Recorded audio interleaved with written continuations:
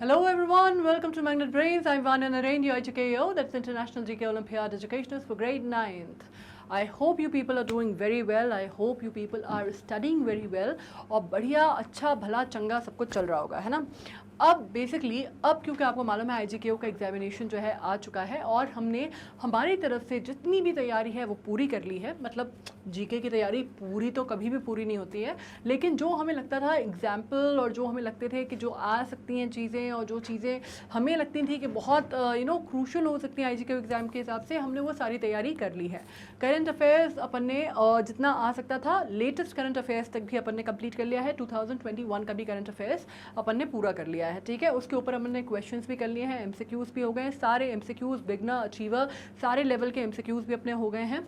अब आज से जो अपन स्टार्ट कर रहे हैं ये बहुत इंपॉर्टेंट सीरीज़ है और बेसिकली अगर आप ये SOF के उस पर जाके देखेंगे तो भी आपको पता चलेगा। हालांकि उसके लिए आपको मेंबरशिप वगैरह लेनी पड़ सकती है, लेकिन उसकी आपको ज़रूरत नहीं है क्योंकि वो आपको यहीं पे मिल रहा है, फ्री ऑफ कॉस्ट मिल रहा है, राइट। तो हम मैग्नेट ब्रेन्स पे बात करने वाले हैं। आज जो हमारा टॉपिक है, जैसे कि आप यहाँ पे पढ़ पा रहे हैं, आज बेसिकली हम बात करने वाले हैं हमारे पिछले साल के या पुराने जो हम कहते हैं ना लास्ट ईयर पेपर्स या प्रीवियस ईयर पेपर्स की, उनके बारे में हम बात करने वाले हैं, ठीक है। अब पिछले साल के पेपर्स या आपको मालूम है कि जब हम 2017 से स्टार्ट कर रहे हैं, ठीक है, तो उसके बाद 18 आएगा, 19 आएगा, 20 आएगा, 21 आएगा, इस तरह से हम उसके प्रीवियस ईयर्स पेपर्स पढ़ने वाले हैं।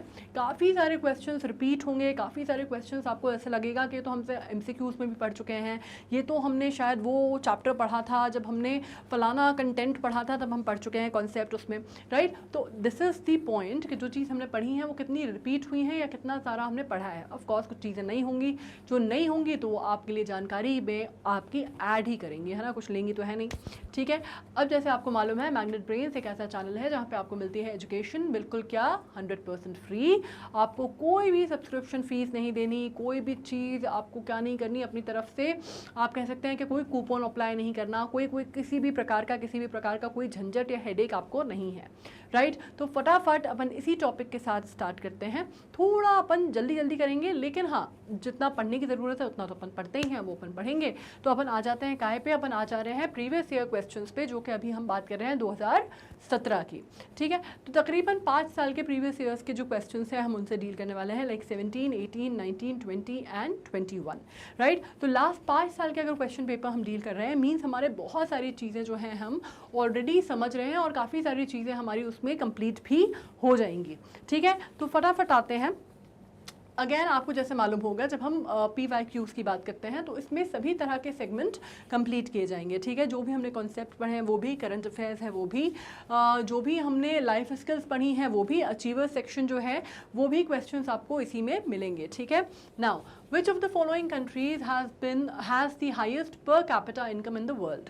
अब इसमें से आपको जैसे बहुत सारा जब हम डिस्कशन करते हैं, बात करते हैं, तो आप GDP की बात की जाती है या per capita income. Again you know कि ये इकोनॉमिक्स से टॉपिक्स हैं, इकोनॉमिक के टॉपिक्स हैं, राइट। अब इसमें जब हम GDP की बात करते हैं तो हम अक्सर ये बात करते हैं कि भाई US की GDP जो है वो कितने ट्रिलियन डॉलर की है, या हम बात करते हैं चाइना की GDP जो है वो 13 ट्रिलियन डॉलर के आसपास की है। तो बहुत सारी बातें इस पर होती हैं, राइट। लेकिन पर कैपिटा इनकम जब हम बात करते हैं तो पर कैपिटा इनकम मैं आपको बता दूं उसमें US या चाइना दोनों का ही नाम जो है वो टॉप 5 में नहीं आता, ठीक है। अगर हम इसमें बात करते हैं तो मैं आपको इनमें नाम आता है, अगर हम टॉप 5 की या 4 की बात करते हैं, चलिए टॉप 4 की बात करते हैं, तो उसमें भी नहीं आता। मतलब उसमें अगर आप बात करेंगे तो उसमें नाम आता है, बल्कि लग्जमबर्ग का नाम आता है, सिंगापुर का नाम आता है, मकाओ का नाम आता है, और सबसे पहले नाम आता है इसमें से दी हुई किस कंट्री का, इसमें से दी हुई कंट्री जो है उसका में नाम आता है कतर का। तो अगर आप कतर की बात करते हैं तो कतर का पर कैपिटा इनकम जो है वो काफ़ी हाई है comparatively to any other country in the world. इसमें आप मान सकते हैं कि कितने परसेंट है, तकरीबन 752% है, राइट। इसके बाद सेकंड नंबर पे जो आता है वो मकाओ का नाम आता है जिसमें 675% है, and it is followed by Luxembourg and Singapore. Luxembourg का आप मान सकते हैं, लग्जमबर्ग का आप मान सकते हैं अप्रॉक्सीमेटली 625% के आसपास है, और सिंगापुर का अगर आप माने तो अप्रॉक्सीमेटली 550 के आसपास है। Fine. So of course what you come to know that आपको पता चलता है कि कतर जो है इसका हाईएस्ट है, Got it? So the answer is of course C, Qatar. All right. Now let's get to another one. What is carbon footprint? Basically carbon footprint क्या होता है?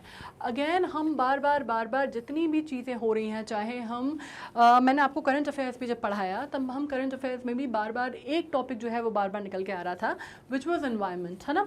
मैंने आपको कहा भी था कि कुछ जो टॉपिक्स होते हैं जब हम पढ़ते हैं तो कुछ टॉपिक्स बहुत ज़्यादा इंपॉर्टेंट होते हैं या कुछ टॉपिक्स बाकी टॉपिक्स से ज़्यादा तुलना में ज़्यादा वेटेज कैरी करते हैं. ठीक है, तो environment is one such topic. जब हम एनवायरनमेंट की बात करते हैं, स्पेशली बिकॉज आपको मालूम है आईपीसीसी की जो रिपोर्ट्स आई हैं क्लाइमेट चेंज पर, उसने काफ़ी ज़्यादा, हालांकि वो पहला असेसमेंट नहीं है आईपीसीसी का, 6th असेसमेंट रिपोर्ट आई है, लेकिन फिर भी जो पहली आई थी उसने भी लोगों को बहुत चेताया था, है ना. उसके बाद भी बहुत सारी जो चीज़ें थी, बड़े लेवल पे चीज़ें हुई थी, बड़े लेवल पे आप कह सकते हैं कि लोगों में एक तरह से इंटर गवर्नमेंटल ऑर्गेनाइजेशंस जो हैं वो साथ आई थी to fight with the common enemy which is the climate change, right. और अभी भी यही चीज़ हो रही है, क्योंकि जो आकलन आया है ये बहुत ही डराने वाला आकलन है. उनका कहना है कि अगर आपने कुछ नहीं किया इसके बारे में, अगर कार्बन फुटप्रिंट अगर आपके कंट्रोल नहीं हुए, अगर आपने नहीं रोके, और जिस हिसाब से जो ग्रीन हाउस गैसेज हैं जिसको हम GHG भी बोलते हैं, वो अगर इसी तरह से एमिशन उनका होता रहा, या आपने कार्बन जिसको कहते हैं कि आपने न्यूट्रल कार्बन पे आप नहीं आए, राइट, या नेट ज़ीरो कार्बन एमिशन पे आप नहीं आए, 2050 तक का उन्होंने आकलन दिया है, तो ये कहा गया है कि भाई इसके जो परिणाम होंगे वो बहुत ज़्यादा भयंकर हो सकते हैं. मतलब आप कह सकते हैं कि जो क्लाइमेट चेंज आ रहा है ना, मतलब जिस हिसाब से बारिश हो रही है, बरसात हो रही है, एक्सेसिव रेनफॉल्स हो रही हैं, सी लेवल राइज हो रहा है, हरिकेन, साइक्लोन्स, इस तरह की घटनाएं जो हैं धीरे धीरे और ज़्यादा बढ़ेंगी. और आप कह सकते हैं कि शताब्दी के अंत तक आते आते बहुत ज़्यादा सी लेवल में परिवर्तन होगा, जिससे जो कोस्टल आप कह सकते हैं कि जो शहर हैं उनमें जीवन जो है वो अस्त व्यस्त हो जाएगा, ये उन्होंने बोला है, राइट. इसी पे अगर आप बात करते हैं तो इसी पे बहुत सारी बातें हो रही हैं. पेरिस एग्रीमेंट हुआ, या आप COP26 की बात करते हैं, तो बहुत सारी चीज़ें जो हैं अभी हाल में गवर्नमेंट्स कर रही हैं. ठीक है, इंडिया में अगर आप बात करते हैं तो इंडिया पे भी आपको मालूम है कि हम बहुत ज़्यादा फोकस कर रहे हैं कि हमें किसी तरह से अपना जो कार्बन फुटप्रिंट है उसको कम करना है, और हमें नेट ज़ीरो कार्बन एमिशन तक आना है 2070 तक. हमने 2070 का लक्ष्य रखा है. उसके लिए आप जानते हैं कि हम डिस्कशन काहे पे कर रहे हैं, हमने बहुत सारी चीज़ें की हैं. हम कहीं ना कहीं आप कह सकते हैं कि हम कन्वेंशनल जो आप कह सकते हैं यूज़ ऑफ फॉसल फ्यूल है उससे हटाकर हम किस पे आना चाहते हैं, रीयूजेबल उस पे आना चाहते हैं. या आप कह सकते हैं कि हम बहुत सारी चीज़ें, हम बैटरी ऑपरेटेड व्हीकल्स की बात करते हैं, व्हीकल्स की बात कर रहे हैं, या डिजिटलाइजेशन की बात कर रहे हैं. So this is our steps which we are taking, है ना. या फिर आप कह सकते हैं कि हम अपसाइकिल और रिसाइकिल प्लांट्स की भी बात कर रहे हैं. तो ये सब कुछ क्या है, ये सब कुछ जो जद्दोजहद हो रही है वो किस लिए हो रही है कि हम अपने कार्बन फुटप्रिंट्स को कम कर सकें.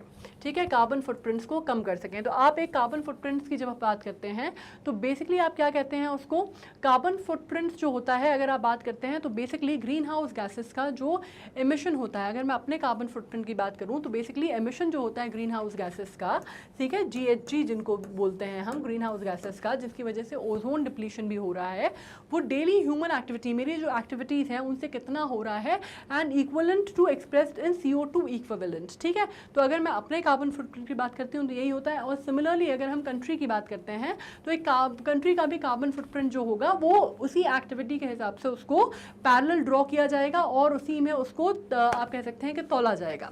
ठीक है, so of course we know कि अगर हम आंसर्स की बात करते हैं तो carbon footprint is not carbonic acid in the acid rain, emission of carbon monoxide from the vehicle, soil degradation due to leaching of nutrient. It is basically the emission of greenhouse gases from daily human activities expressed as CO2 equivalent.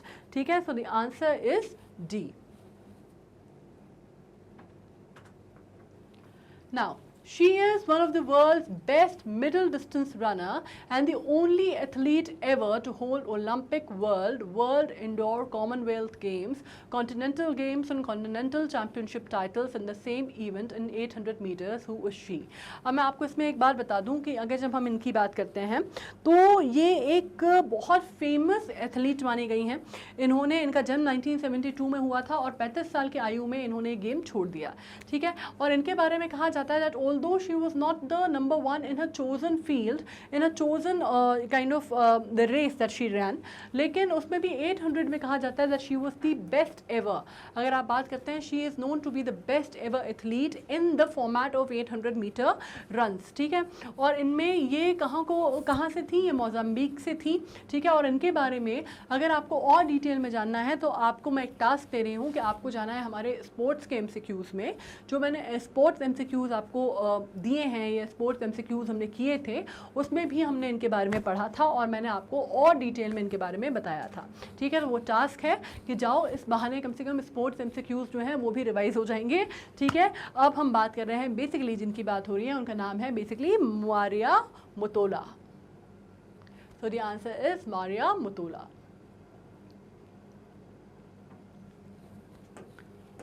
अब आ जाते हैं next questions पे, और next question जो है ये एक बड़ा इंटरेस्टिंग सा क्वेश्चन है, हमारे डिफेंस मैकेनिज्म से रिलेटेड क्वेश्चन है, और ये बात कर रहा है कि इसमें से कौन सी मिसाइल हैं जो वर्क करती हैं principal of fire and forget पे. आपको मालूम है किस तरह की कोई मिसाइल है भारत में जो कि फायर एंड फॉरगेट पे काम करती है. इसकी टेस्टिंग की गई थी पहली बार सितंबर, ये भी बता दूँ आपको 1997 में सबसे पहले इसको टेस्ट किया गया था. ठीक है, और इसके बाद नेक्स्ट टेस्टिंग जो थी इसके 3 साल बाद तकरीबन हुई थी 2000 में, जून 2000 में इसकी टेस्टिंग की गई थी दोबारा. ठीक है, और ये लैंड अटैक, इसको कहा जाता है Prospina of the land attack, Prospina of the land attack sorry, missile कहा जाता है, और 3rd जनरेशन मिसाइल जो है ये कही जाती है. ठीक है, 3rd जनरेशन मिसाइल कहलाती है, 3rd जनरेशन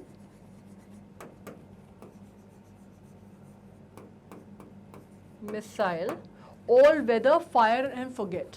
ठीक है, और ये काम करती है principle of fire and forget पे, and it is also known as all weather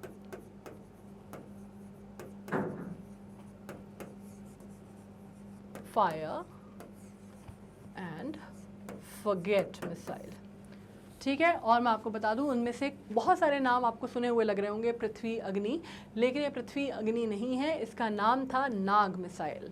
ठीक है, इसका नाम है नाग मिसाइल, और जैसा मैंने आपसे कहा कि इसका परीक्षण जो है, इसकी जो टेस्टिंग है वो सितंबर 1997 में और जून 2000 में की गई थी, and this is Prospina of the land attacks. ठीक है,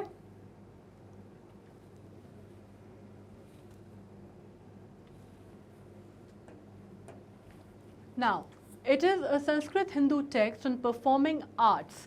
ठीक है, अब यहाँ पे बात हो रही है परफॉर्मिंग आर्ट्स की. ठीक है, रिटन बाय सेज भारत मुनि, भारत मुनि की बात हो रही है, परफॉर्मिंग आर्ट्स की बात हो रही है. Consist of 36 chapters with a cumulative total of 6000 poetic versus describing performance art. मतलब काहे की बात हो रही है एक मोटे मोटे तौर पे कि भारत मुनि द्वारा रचित है, ये हमें समझ में आया. किस पे बात कर रही है, परफॉर्मिंग आर्ट्स के ऊपर किताब है, ये परफॉर्मिंग आर्ट्स के ऊपर की रचना है, इसके ऊपर बात है.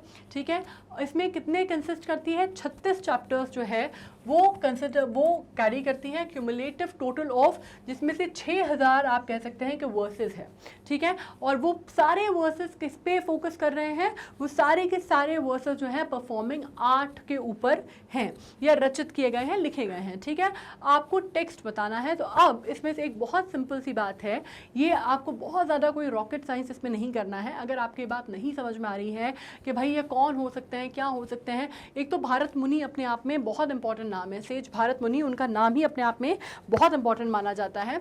तो अगर वो चीज़ भी आपको क्लियर नहीं हो पा रही है, उससे भी अगर आप ये नहीं समझ पा रहे हैं, तो भी अगर आप परफॉर्मिंग आर्ट की बात करते हैं तो ये अगर ये पर्टिकुलर लिटरेचर जिसकी हम बात कर रहे हैं ये ग्लोरीफाई करता है या पर्सोनिफाई करता है, या आप कह सकते हैं पूरा आप कह सकते हैं ट्रेटिस कहते हैं इसको. ठीक है, it is known as a treatise on performing art and Sanskrit theatre, पूरा का पूरा. ठीक है, तो ये जो ट्रेटिस है जिसको आप कहते हैं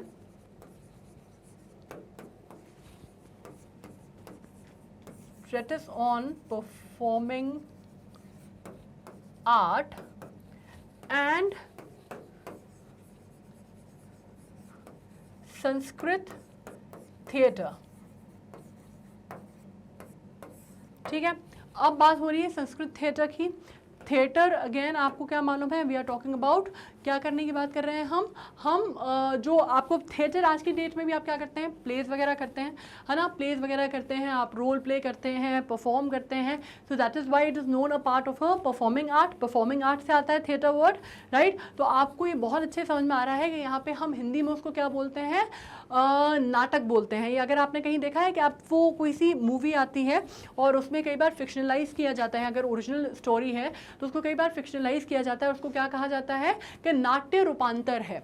सुना है आपने, नाट्य रूपांतर है, किरदारों का नाट्य रूपांतर किया गया है या कहानी का नाट्य रूपांतर किया गया है ताकि दर्शक जो है उससे अट्रैक्ट हो या दर्शक उसको देखें। तो नाट्य रूपांतर इसको हम क्या कहते हैं, नाट्य रूपांतर मतलब हमने उसको अपने हिसाब से, एक तरह से आप कह सकते हैं कि हमने उसमें थिएट्रिकल चेंजेस किए हैं, राइट। सो नाट्य रूपांतर से ही हम समझ चुके हैं कि जब थिएटर की बात होती है या आप बात कर रहे हैं परफॉर्मिंग आर्ट की, तो कौन सा हो सकता है, नाट्य शब्द आया ही वहां से है, तो भी बात हो रही है नाट्य शास्त्र की। So the answer is obviously B. अब इसमें हम बात कर लेते हैं, which of the following countries is considered to have the largest reserve of recoverable uranium in the world. अब आपको मैं बता दूं कि जब हम बात कर रहे हैं यूरेनियम की, it is known as a very very vital metal, right. और इसका बहुत ज़्यादा इंपॉर्टेंट, इसको as a very important nuclear fuel भी माना जाता है। अगर अभी आपने कुछ आप क्योंकि जीके वगैरह के स्टूडेंट्स हैं तो जीके तो आप पढ़ते होंगे, तो आपको मालूम होगा कि अभी जापान में एक न्यूक्लियर रिएक्टर मेल्टडाउन हुआ था, ठीक है। कहाँ पे हुआ था ये, फुकू बताओ कौन सी जगह है वो, फुकुशिमा में, ठीक है, फुकुशिमा इन जापान। इसमें एक आपने न्यूज़ पढ़ी होगी जिसमें न्यूक्लियर वेपन रिएक्टर का मेल्टडाउन की खबर आई थी, या फिर आपने ये भी पढ़ा होगा कि नॉर्थ कोरिया और बाकी जो कंट्रीज़ हैं वो ईरान और नॉर्थ कोरिया क्या करने की कोशिश कर रहे हैं, बेसिकली कहीं से वो न्यूक्लियर वेपन्स के लिए अपने वो क्या ढूंढना चाह रहे हैं, यूरेनियम चाहिए उनको। तो इसके ऊपर भी बहुत सारी जो खबर थी वो यूरेनियम से रिलेटेड अभी आ रही थी, ठीक है। अब आपको मैं एक और बात बता दूं कि जब हम यूरेनियम की बात करते हैं तो बहुत सारी कंट्रीज़ जो हैं जिनके पास अच्छा खासा भंडार यूरेनियम का माना जाता है। एक और चीज़ इसमें से यह है कि तकरीबन 30% जो है अगर आप बात करते हैं तो वो ऑस्ट्रेलिया से आता है, ठीक है। 30% अगर आप बात करते हैं कंट्रीब्यूशन की तो ऑस्ट्रेलिया से आता है। लेकिन इसमें एक और चीज़ है, और ये कहा भी जाता है कि लार्जेस्ट रिजर्व रिकवरेबल यूरेनियम का अगर किसी के पास है, कंट्री के पास, तो वह है ऑस्ट्रेलिया के पास।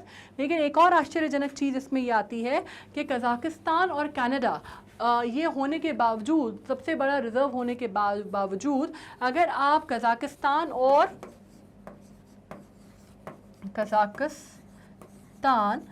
एंड कनाडा, ठीक है, इनके पास ऑस्ट्रेलिया से ज़्यादा प्रोड्यूस जो है यूरेनियम ये दो कंट्रीज़ करती हैं। और अगर इसमें आप ऐसे कंट्रीज़ का नाम लेते हैं जिनमें बहुत ज़्यादा यूरेनियम पाया जाता है तो कजाकिस्तान में, रशिया में, कनाडा में और Australia, these are known as the leading producer of uranium, ठीक है। तो ये क्वेश्चन आपके समझ में आ गया। यूरेनियम को एक और चीज़ क्या बोली जाती है, यूरेनियम को न्यूक्लियर फ्यूल भी बोला जाता है, ठीक है। बहुत वाइटल न्यूक्लियर फ्यूल के तौर पे भी इसको देखा जाता है। ऑफ कोर्स और भी बहुत सारे यूसेज होते हैं, लेकिन अभी क्योंकि जो हालात चल रहे हैं, जिस तरह के समीकरण चल रहे हैं दुनिया के, तो आपको मालूम है हर कंट्री जो है वो जद्दोजहद में है न्यूक्लियर पावर बनने के, राइट। आपको मालूम है कि almost we were at the verge of world war third, मतलब अभी जिस हिसाब की जो आप कह सकते हैं खींचातानी जो है वो रशिया यूक्रेन की या चाइना की हमारे साथ या चाइना की ताइवान के साथ या चाइना अमेरिका के बीच में जिस तरह के हालात चल रहे थे, या फिर जिस तरह के क्राइसिस सिचुएशन यूरोप और रशिया के बीच में आ गए थे, तो almost we were at the verge of third world war. आप कह सकते हैं कि दुनिया जो है बिल्कुल दो एक्सिस में बंटने की कगार पे आ गई थी, अभी भी है, लेकिन समहाउ इसको आप कह सकते हैं कि the better sense is prevailing and things are getting in a like are at least in the postponing mode, कि कम से कम लोग जो है वो डायरेक्ट कन्फ्रंट करने से डर रहे हैं, because most of the countries over here that we are talking about are nuclear armed countries, right. और आपको मालूम है कि एक न्यूक्लियर मतलब अगर आप बात करते हैं सेकेंड वर्ल्ड वॉर के बाद, एक बार जब वो नागासाकी और हिरोशिमा में जब बम गिरे थे तो उसका क्या नतीजा हुआ था ये हम सब जानते हैं। तो आज की डेट में अगर ये हुआ तो हम ये सोच सकते हैं, जैसे आइंस्टाइन का कहना था कि अगर थर्ड वर्ल्ड वॉर होती है तो ये तो नहीं पता कि दुनिया कहाँ जाके ख़त्म होगी, लेकिन ये मालूम है कि उसके बाद की जो दुनिया है वो वापस जो है अपनी शुरुआत कहीं ना कहीं से बिल्कुल बैलगाड़ी और ज़ीरो से करेगी, फ्रॉम द स्क्रैच, या फिर आप कह सकते हैं ग्राउंड बिलो ज़ीरो से स्टार्ट करेगी, क्योंकि पूरी दुनिया तहस नहस हो जाएगी। ठीक है, तो इस तरह की चीज़ें हैं।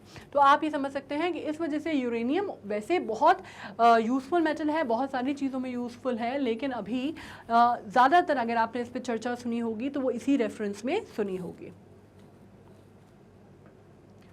अब इसमें एक और बात कर लेते हैं, who was the first ruler to issue pure Arabic coins in India. ठीक है, अब इसमें जब हम बात कर रहे हैं तो इसमें जब मैंने आपको मिडीवल इंडिया पढ़ाया था, ठीक है, हम इसके ऊपर डिस्कशन कर चुके हैं ऑलरेडी। जब मैंने आपको मिडीवल इंडिया पढ़ाया था तो हमने शुरुआत कहाँ से की थी, हमने मिडीवल इंडिया की शुरुआत जो की थी, हमने काफ़ी सारी चीज़ें उसमें पढ़ी है ना। मिडीवल इंडिया की शुरुआत में हमने क्या पढ़ा था, मुग़ल डायनेस्टी वगैरह तो बहुत बाद में आती है। हम शुरुआत कहाँ से करते हैं, हमने पढ़ा था गज़नवी के बारे में, गौरी के बारे में, वहाँ से हमने पढ़ना शुरू किया था। ठीक है, उसके बाद हमने दिल्ली सल्तनत की बात की थी। दिल्ली सल्तनत में हमने ये भी बात की थी कि उसमें 5 डायनेस्टीज़ आती थी दिल्ली सल्तनत के अंदर, है ना। और हमने एम्पायर और डायनेस्टीज़ के भी ऊपर डिस्कशन किया था कि एम्पायर और डायनेस्टी में क्या डिफरेंस है, हमने ये भी पूरी बात की थी। ठीक है, डायनेस्टी हमने क्या कहा था, वंशवाद, हमने उसके ऊपर बात की थी, है ना। तो जब दिल्ली सल्तनत में हमने सबसे पहली बात की थी तो हमने क्या की थी, स्लेव डायनेस्टी की बात की थी। राइट, याद है आपको, हमने स्लेव डायनेस्टी बात की थी। उसमें हमने और भी की थी, उसमें हमने खिलजी की थी, तुगलक की थी, लोधी की थी, तो हमने बहुत सारी डायनेस्टीज उसमें डिस्कशन किया था। सैयद डायनेस्टी की थी, मतलब तकरीबन 5 डायनेस्टीज उसमें आती हैं, वो पाँचों हमने डिस्कशन उसके में किया था। तो आप कह सकते हैं एक तरह से कि शुरुआत जो है बेसिकली तुर्क लोग जो थे, है ना, मतलब अगर आप बाबर की भी बात करते हैं आप उसमें से, फिर उसमें बीच में अगर आप चंगेज़ खान की बात आ जाती है, बहुत सारी चीज़ें हमने डिस्कशन की थी। तो हम कहाँ से हमने स्टार्ट किया था, सबसे पहले बात जो थी वो सेलिफ और खलीफा से चालू हुई थी, है ना, और फिर हम धीरे धीरे धीरे धीरे दिल्ली सल्तनत तक गए थे, और फिर हमने उसमें काफ़ी सारा डिस्कशन किया था कि किस तरह वो इंडिया में आए और किस तरह से मुग़ल रूल की, या किस तरह से आप कह सकते हैं मुग़ल तो आगे की बात है, मुस्लिम रूलर्स के इन्वेजन जो है भारत में शुरू हुए। ठीक है, अब इसमें जो जैसे मैंने कहा कि पहली डायनेस्टी जो हमने डिस्कशन किया था वो क्या था, हमने की थी दिल्ली सल्तनत में कौन सी की थी हमने पहली डायनेस्टी, स्लेव डायनेस्टी। ठीक है, स्लेव डायनेस्टी, तो हमने बात की थी कुतुबुद्दीन ऐबक की। ठीक है, कुतुबुद्दीन ऐबक के बाद जो एक शख्स जो कि उस पर बैठा था सुल्तान का, जिसने टाइटल जो है पहली बार लिया था, वो कौन था, इल्तुतमिश। इल्तुतमिश में मैंने आपको बताया था कि इल्तुतमिश के आने से पहले तक ये हालत थी कि जो भी पैसा यहाँ पे चलता था, या जो भी इस तरह का एक जो आप कह सकते हैं कि सिक्के चला करते थे, उसमें सब में सरकार, उसमें आप कह सकते हैं कि संस्कृत में वो लिखा जाता था, टेक्स्ट जो था वो संस्कृत चलता था उससे पहले, और आप ये भी कह सकते हैं कि उसमें हिंदू डेटीज़ की फ़ोटोज़ बनी होती थी। ठीक है, इल्तुतमिश जब आया तब उसने 2 तरह के सिक्के लॉन्च किए, हमने ये डिस्कस किया था। ठीक है, जिसमें हमने कहा था कि उसने सिल्वर एंड कॉपर दोनों सिक्के जो हैं उसने बाहर लॉन्च किए, और उसमें से कौन कौन से थे, सिल्वर और कॉपर में एक को कहा जाता था तनका एंड जित्तल, ये हमने डिस्कशन किया था। ठीक है, यहाँ पे आएगा वो सिल्वर एंड कॉपर।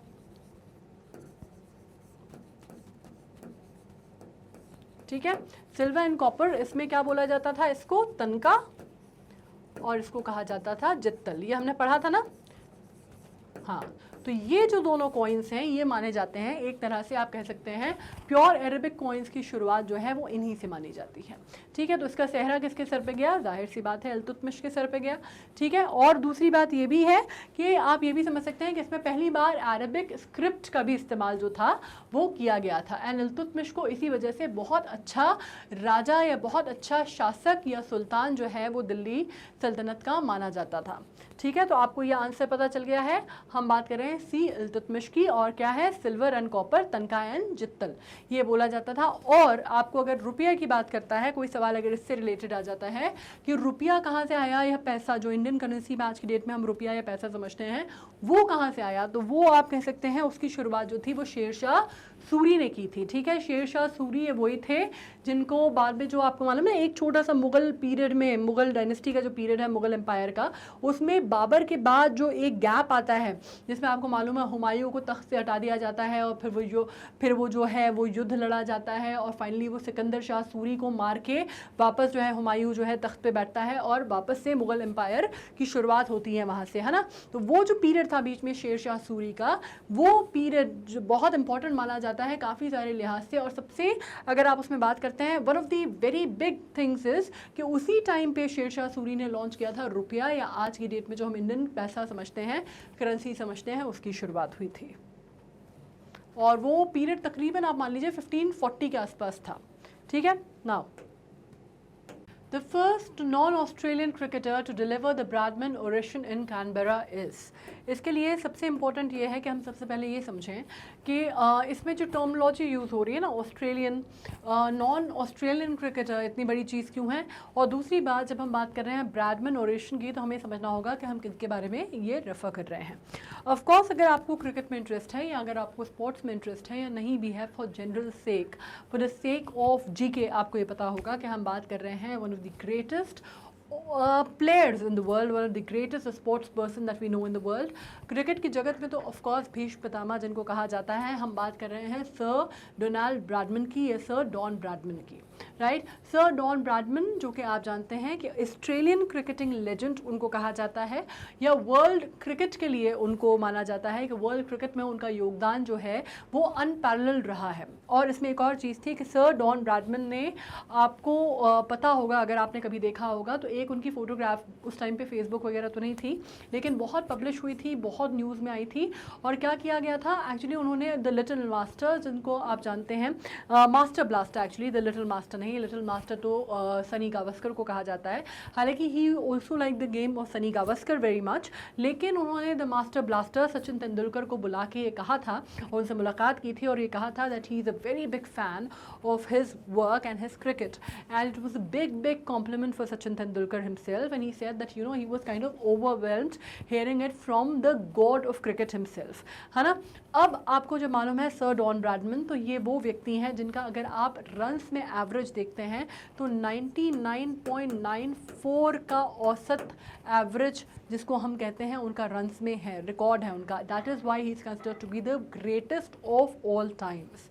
अब इसमें अगर आप बात करते हैं तो ऑस्ट्रेलियन, मतलब इसमें अगर आप ओरेशन की बात करते हैं तो ये बेसिकली ये ऑस्ट्रेलियन कैलेंडर में इवेंट है where Don Bradman's contribution, his memory, his times of cricket is kind of it is kind of an attribute presented to him, right। और ये अगर आप बात करते हैं तो ये कैनबरा में हुआ था, और इसमें पहले भारतीय क्रिकेटर अगर आप बात करते हैं तो वो पहले मतलब नॉन ऑस्ट्रेलियन क्रिकेटर जो थे वो भारतीय थे।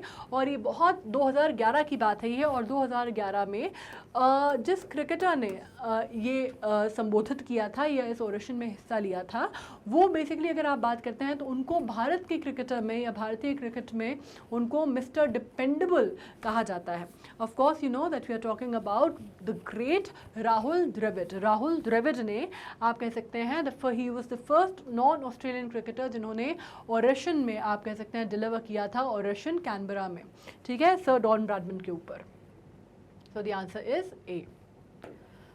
Now, Dash was the chess playing computer developed by IBM. It was the first chess playing system to beat the world chess champion in the chess match।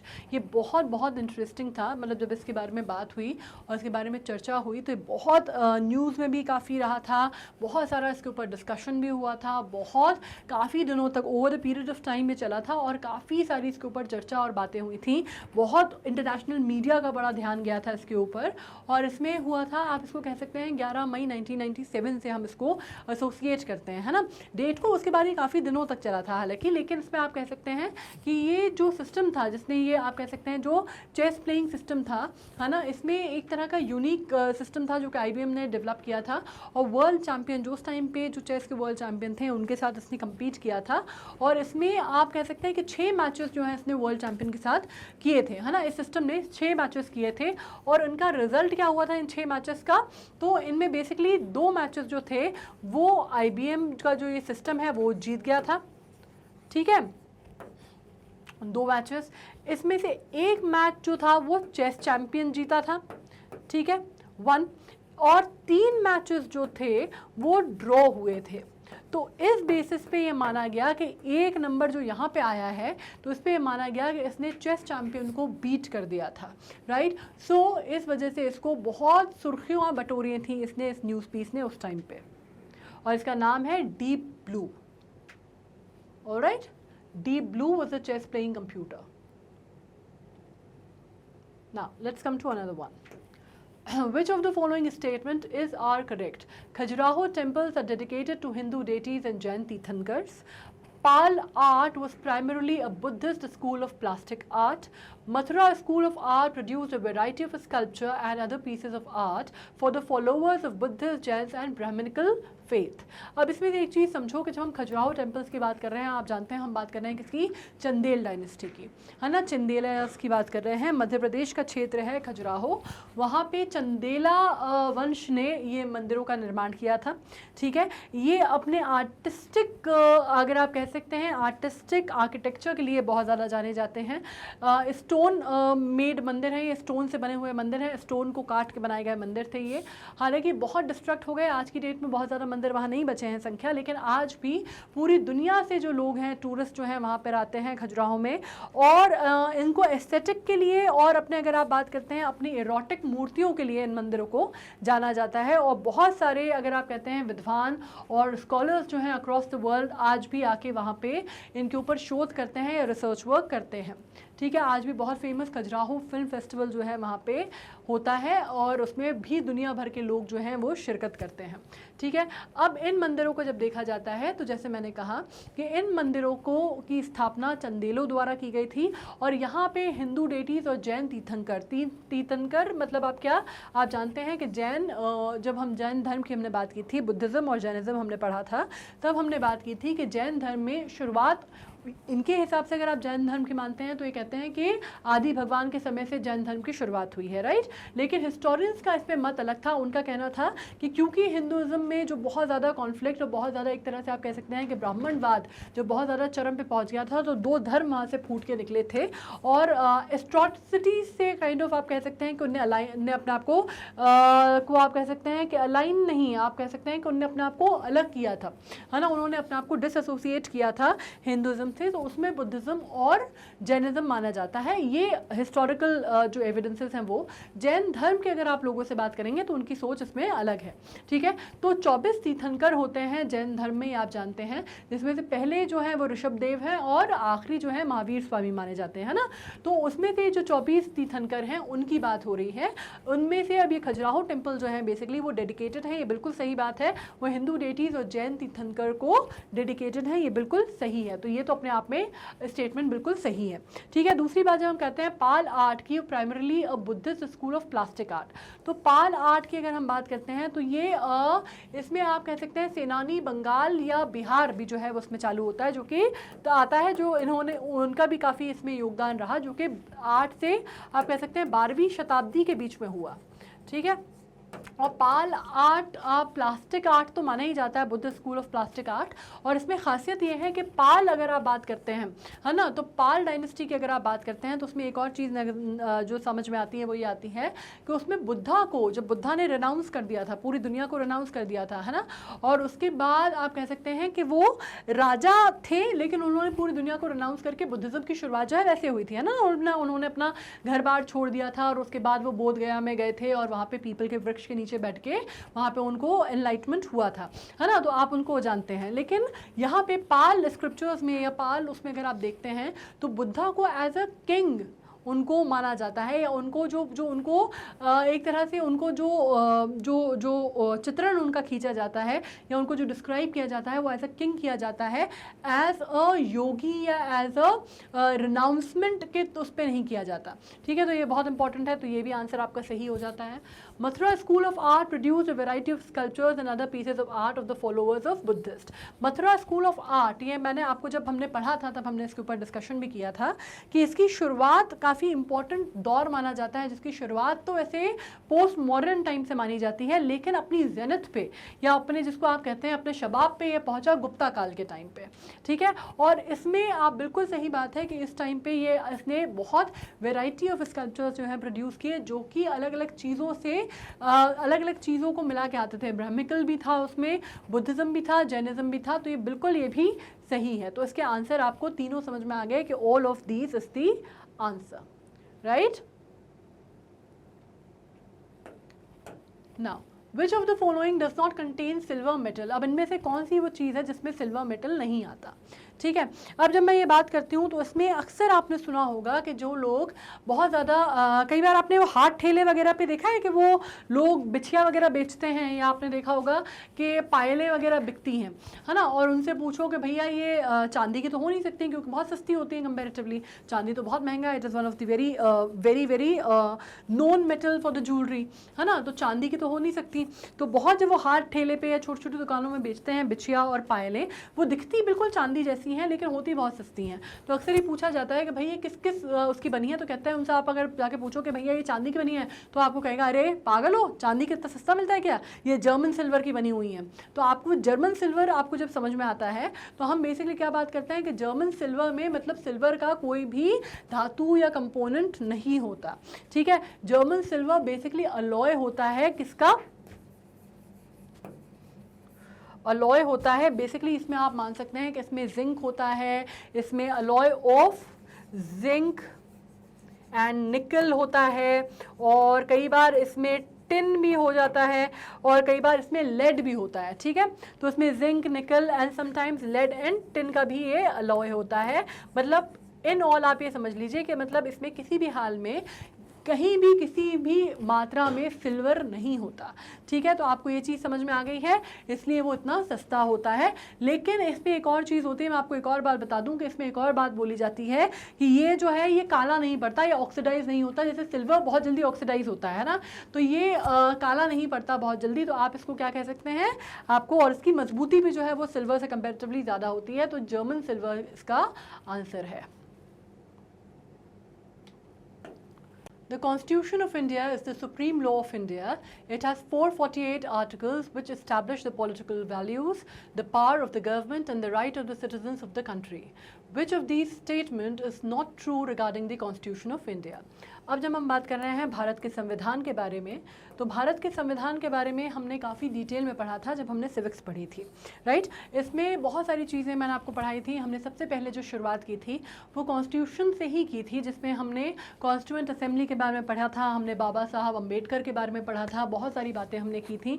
और मैंने आपको ये भी बताया था कि जो हमारा कॉन्स्टिट्यूशन जब रचा गया था, लिखा गया था, तो उसमें बहुत सारे कॉन्स्टिट्यूशंस की, बहुत सारे जो दुनिया में अच्छे कॉन्स्टिट्यूशंस हैं उनकी जो अच्छी चीज़ें हमें लगी थी, हमने अपने कॉन्स्टिट्यूशन में वो सारी ली थी। ठीक है, तो इसको इस वजह से कई बार भारत के कॉन्स्टिट्यूशन का मिक्स्ड बैग भी बोला जाता है of the constitutions of the world. Now इस पर क्रिटिसाइज भी किया जाता है, हालांकि क्रिटिसिज्म के वो एक अलग मुद्दा है जिसके ऊपर हम डिस्कशन करेंगे, लेकिन हाँ खैर ये है mixed bag of the constitutions of the world, इसी वजह से उसको बोला जाता है। अब इस पर जब मैंने आपको बताया था तब हमने सबसे पहले प्रियम्बल की बात की थी, और प्रियम्बल की शुरुआत हमारी कहाँ से हुई थी, we the people of India, right, जिसमें मैंने आपको कहा था कि ये शुरुआत जो है, मतलब अगर आप देखेंगे उसको तो उसका मतलब होता है हम भारत के नागरिक खुद को ये संविधान देते हैं, अपने आप को ये संविधान देते हैं, वैसे शुरुआत हुई थी। ठीक है, प्रियम्बल में हमने लिबर्टी, फ्रेटर्निटी, इक्वालिटी उसके ऊपर चर्चा की थी, वो सब कुछ आप समझते हैं। इसके अलावा हमने ये चर्चा की थी कि भारत के संविधान में किन को क्या, मतलब आपको सबसे डिटेल्ड संविधान के तौर पे ये जाना जाता है, और उसमें कहा जाता है कि हर एक चीज़ पे, हर एक पहलू पे जो है बात की गई कि इलेक्शंस कैसे होंगे से लेके सिटीजनशिप की राइट्स क्या होंगी, सिटीजनशिप सिटीजनशिप एक्वायर कैसे होगा, सिटीजनशिप अगर आपको छोड़नी है तो आप किन हालात में छोड़ सकते हैं या किस तरह से रिनाउंस किया जाएगा, every detail single thing detailed thing is there in the constitution. इसी वजह से अगर आपको मालूम है भारत का संविधान जो है दुनिया का सबसे ज़्यादा डिटेल्ड संविधान जो है जाना जाता है। नाउ अगर हम बात करते हैं इसमें जैसे आपको मालूम है 448 आर्टिकल्स की बात हो रही है, ठीक है। अब इसमें जब हम बात करते हैं it defines 6 fundamental rights given to the citizen which no government can deny. अब इसमें बात करते हैं जब हमने फंडामेंटल सिटीजन्स की बात की थी, फंडामेंटल राइट्स की, तो मैंने फंडामेंटल राइट्स एंड ड्यूटीज़ हमने डिस्कशन की थी, ठीक है। इसको हमने काफ़ी डिटेल में डिस्कशन किया हुआ है, तो ये आपको मुझे नहीं लगता कि समझने की या आपको किसी भी प्रकार की कोई परेशानी इसमें आने वाली है। ये हम इसमें ऑलरेडी बहुत ज़्यादा डिस्कशन कर चुके हैं। मौलिक अधिकार जिनको हम कहते हैं कि हमें भारतीय होने के नाते हमको ये हमारा संविधान ये मौलिक अधिकार देता है जिसको कोई भी सरकार, चाहे किसी की भी सरकार हो, किसी भी पार्टी की सरकार हो, वो इसको नकार नहीं सकती, ठीक है। तो वो हमारे मौलिक अधिकार हैं जो हमारा संविधान हमको देता है। इसी के तहत हमने डायरेक्टिव प्रिंसिपल जो स्टेट पॉलिसीज़ थी, directive principle of the state policies जिसको हम DPSPs बोलते हैं, हमने वो भी पढ़े थे, ठीक है। तो ये चीज़ें आपको क्लियर होती हैं। अब जब मैं बात करती हूँ तो क्या ये डिफाइन, अगर मैं बात करती हूँ तो कौन से आर्टिकल में हमको ये फंडामेंटल राइट्स डिफाइन की गई हैं, कौन से आर्टिकल में इंश्राइंड है, हम ये डिस्कस कर लेते हैं। तो ऑब्वियसली अगर मैं आर्टिकल की बात करती हूँ तो आर्टिकल आपको मालूम है 12 से लेके 35, है ना, इसके बीच में हमको फंडामेंटल राइट्स जो हैं भारत के संविधान में हमको बताई गई हैं या हमको मुहैया कराई गई हैं, ठीक है। और 6 फंडामेंटल राइट्स हैं, ये बिल्कुल सही बात है और कोई भी सरकार इसको डिनाई नहीं कर सकती, ये बिल्कुल सही है, तो ये आंसर अपने आप में सही हो जाता है। अब जब मैं आपको भारत के कॉन्स्टिट्यूशन के बारे में बता रही हूँ तो मैं आपको एक और चीज़ कह रही हूँ कि longest and most detailed constitution है पूरी दुनिया का, ठीक है। तो ये मैं आपको ऑलरेडी बता चुकी हूँ कि मिक्स्ड बैग ऑफ कॉन्स्टिट्यूशन कहलाता है और सबसे लेंथीएस्ट कॉन्स्टिट्यूशन है, मतलब हर एक चीज़ पे बहुत बारीकी से उसके बारे में लिखा गया है, बहुत ज़्यादा डिटेल्ड में हर चीज़ का डिस्क्रिप्शन दिया गया है हमारे कॉन्स्टिट्यूशन में, ठीक है।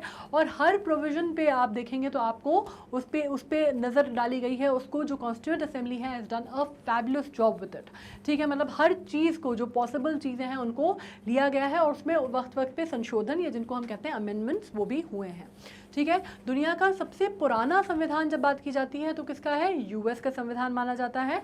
और सबसे बल्किएस्ट या सबसे लॉन्गेस्ट माना जाता है तो किसको माना जाता है, वो भारत के संविधान को माना जाता है। मतलब that is why India becomes the largest democracy also, ठीक है। भारत दुनिया का सबसे बड़ा प्रजातंत्र के नाम पे भी जाना जाता है, ठीक है। और इसमें अगर एक और बात करते हैं तो UK का जो आपको मालूम है कि UK का जो संविधान है वो सबसे लंबा अनरिटन कॉन्स्टिट्यूशन माना जाता है, मतलब उसमें बहुत सारी चीज़ें जो हैं वो लिखित नहीं है, फॉर्मली लिखित नहीं है। हमारे में जैसे फॉर्मली लिखित है ना, लिखा गया है एक एक चीज़। और आपको एक और बात बता दूं मैं कि बड़ी इंटरेस्टिंग सी बात है, ये हमने पढ़ी भी थी कि भारत का संविधान जो है वो हाथ से लिखा गया है, ठीक है, हाथ से लिखा गया है। उसको ड्राफ्टिंग कमेटी के जो चेयरमैन थे वो बाबा साहेब अम्बेडकर थे, लेकिन लिखने वाले जो व्यक्ति थे जिन्होंने हाथ से लिखा है उनका नाम मैंने आपको क्या बताया था, उनका नाम आप याद रखिएगा, मैंने आपको बताया था किसने लिखा था। आप जो अगर आप चाहेंगे, अगर आप गूगल करेंगे तो आपको मिल जाएगा। एग्जाम्पल के तौर पे मैं आपको उनका सिर्फ मैं लास्ट का जो मैं आपको सरनेम है वो मैं आपको बता रही हूँ, नाम आप मुझे कमेंट सेक्शन में लिखेंगे क्योंकि मैं इसके बारे में आपको पढ़ा चुकी हूँ। उनका सरनेम था रायज़ादा, नाम क्या था वो आप मुझे बताएंगे। उन्होंने हाथ से अपना कॉन्स्टिट्यूशन जो है वो पूरा का पूरा लिखा था, ठीक है। और इसमें नेक्स्ट बात जब हम कर लेते हैं तो ये बात हमको समझ में आ गई कि सबसे लंबा कॉन्स्टिट्यूशन है, सबसे डिटेल कॉन्स्टिट्यूशन है वर्ल्ड का, बिल्कुल सही बात है, ठीक है। अब जब हम बात कर लेते हैं, क्या देखो इसमें समझने की बात ये है, it upholds Hinduism as the major religion of the country. अब क्या हिंदुज़म मेजर रिलीजन है कंट्री का, ये अगर आप देखेंगे तो ये फैक्ट है, ठीक है। हिंदुज़म जो है वो मेजर रिलीजन है देश का। इसमें बहुत सारे जो धर्म हैं उसमें माइनॉरिटी में आते हैं, जैसे हमारे यहाँ अगर आप बात करते हैं जैनिज़्म, बुद्धिस्ट या आप बात करते हैं ज़ोरास्ट्रियंस की, ये सारे माइनॉरिटी में आते हैं। सिख हो गए, क्रिश्चियंस हो गए, माइनॉरिटी में आते हैं। मुस्लिम्स की संख्या भारत में बहुत ज़्यादा है, ये भी आप जानते हैं कि कई ऐसे जो मुस्लिम प्रधान देश हैं उनमें भी उतनी संख्या नहीं है जितनी भारत में है, ये बात सही है। हिंदुओं की संख्या सबसे ज़्यादा अधिक है, ये बात भी बिल्कुल सही है। लेकिन क्या भारत का संविधान अपहोल्ड करता है हिंदुज़म को as a major religion of the country? नहीं, क्योंकि अगर ये बात हम मान लेते हैं तो वो सीधे सीधे कॉन्ट्रडिक्ट कर रही है किसको? हमारी फंडामेंटल राइट्स को। अगर आप आर्टिकल 25 की बात करते हैं, आर्टिकल 25 की बात करते हैं तो भारत का संविधान हर नागरिक को ये अधिकार देता है कि वो अपना रिलीजन प्रैक्टिस कर सकता है। उसको ये अधिकार होगा कि वो अपना धर्म जो है, जो वो धर्म चाहता है वो उसको प्रैक्टिस कर सकता है। एक जो आप कह सकते हैं फाउंडेशन जो है धर्म की, भारत की, वो ये बनी है धर्मनिरपेक्षता पे, ठीक है। और इसमें एक और इंटरेस्टिंग बात यह है कि जब भारत का संविधान लिखा गया था तब जब हम बात करते हैं उसमें बहुत सारी टर्मिनोलॉजीज आपने सुनी होंगी। हमने democratic, socialist, sovereign, secular, Republic, ये टर्मिनोलॉजीज आपने ज़रूर सुनी होंगी, है ना। अब इसमें से आपको कई लोगों को हो सकता है ये जानकारी नहीं हो, लेकिन आप लोगों ने तो पढ़ा है, क्योंकि मैंने पढ़ाया है, तो ये पता होगा कि ये इसमें से दो टर्मिनोलॉजीज जो कि आप कह सकते हैं बैकबोन अगर कॉन्स्टिट्यूशन का आप मानते हैं, या ये जो 5 आप कह सकते हैं ना जो एलिमेंट्स हैं, जिसमें हम डेमोक्रेसी की बात करते हैं, सोशलिज्म की बात करते हैं, सॉवरेनिटी की बात करते हैं, सेक्युलरिज्म की बात करते हैं, अगर हम इनकी बात करते हैं तो एक तरह से ये बैकबोन है कॉन्स्टिट्यूशन का, जो आपको भारत का पूरा स्वरूप जो है वो समझाते हैं, ठीक है। तो इसमें से दो अगर आप बात करते हैं, सोशलिस्ट और एक और आपने नाम आता है सेक्युलर, ठीक है, धर्मनिरपेक्ष, है ना। तो सेक्युलर रिपब्लिक ऑफ इंडिया जब हम बोलते हैं तो ये दो जो शब्दावली है, ये जब कॉन्स्टिट्यूशन बना था, है ना, उस टाइम पे नहीं थी। इनको अमेंडमेंट के तहत 42nd अमेंडमेंट के तहत कॉन्स्टिट्यूशन में इंश्राइन किया गया है, ठीक है। और ये अमेंडमेंट कब हुआ था? 1976 में। और इसमें एक और मज़ेदार बात यह है कि 1976 जैसा आप जानते हैं, ये वो समय था जब 1977 से लेकर 1975 से लेकर 1976 का वो समय था जब भारत में क्या लगी हुई थी? इमरजेंसी लगी हुई थी। इंदिरा गांधी का समय था, इमरजेंसी लगी हुई थी।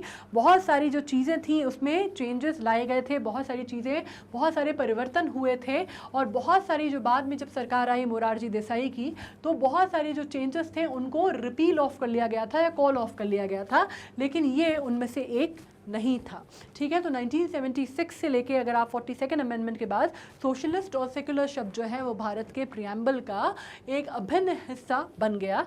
तो आप ये कह सकते हैं कि uphold Hinduism as a major religion of country, ये गलत है, ठीक है। भारत का संविधान ये बात नहीं स्वीकारता, ये बात नहीं मानता।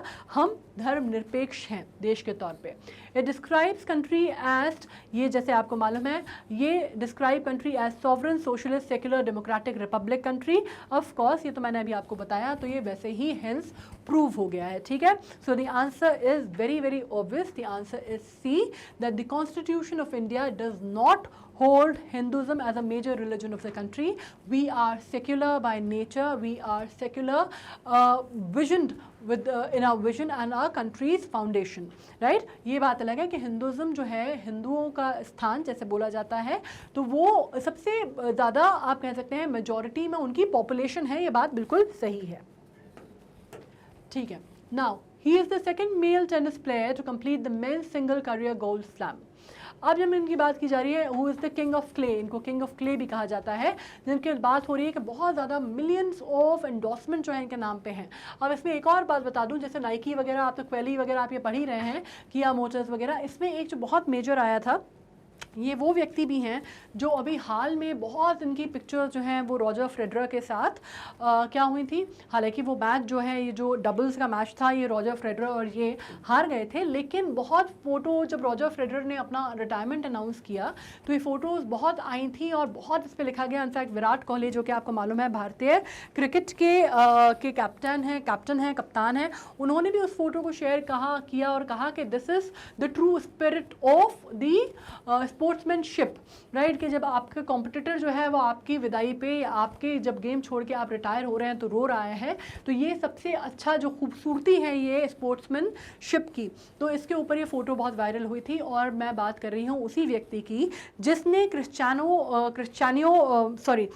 रोनाल्डो को को किसमें किया है, अभी रिप्लेस कर दिया है रोनाल्डो को। काहे में? रोनाल्डो नाउ अगर आप इंस्टा वगैरह बहुत फॉलो करते हैं तो आपको मालूम है कि भारतीय में अगर मैं बात करूं तो कौन है वो व्यक्ति जिसके ऊपर सबसे ज़्यादा इंस्टाग्राम फॉलोअर्स हैं, जिसके, तो विराट कोहली का नाम आता है।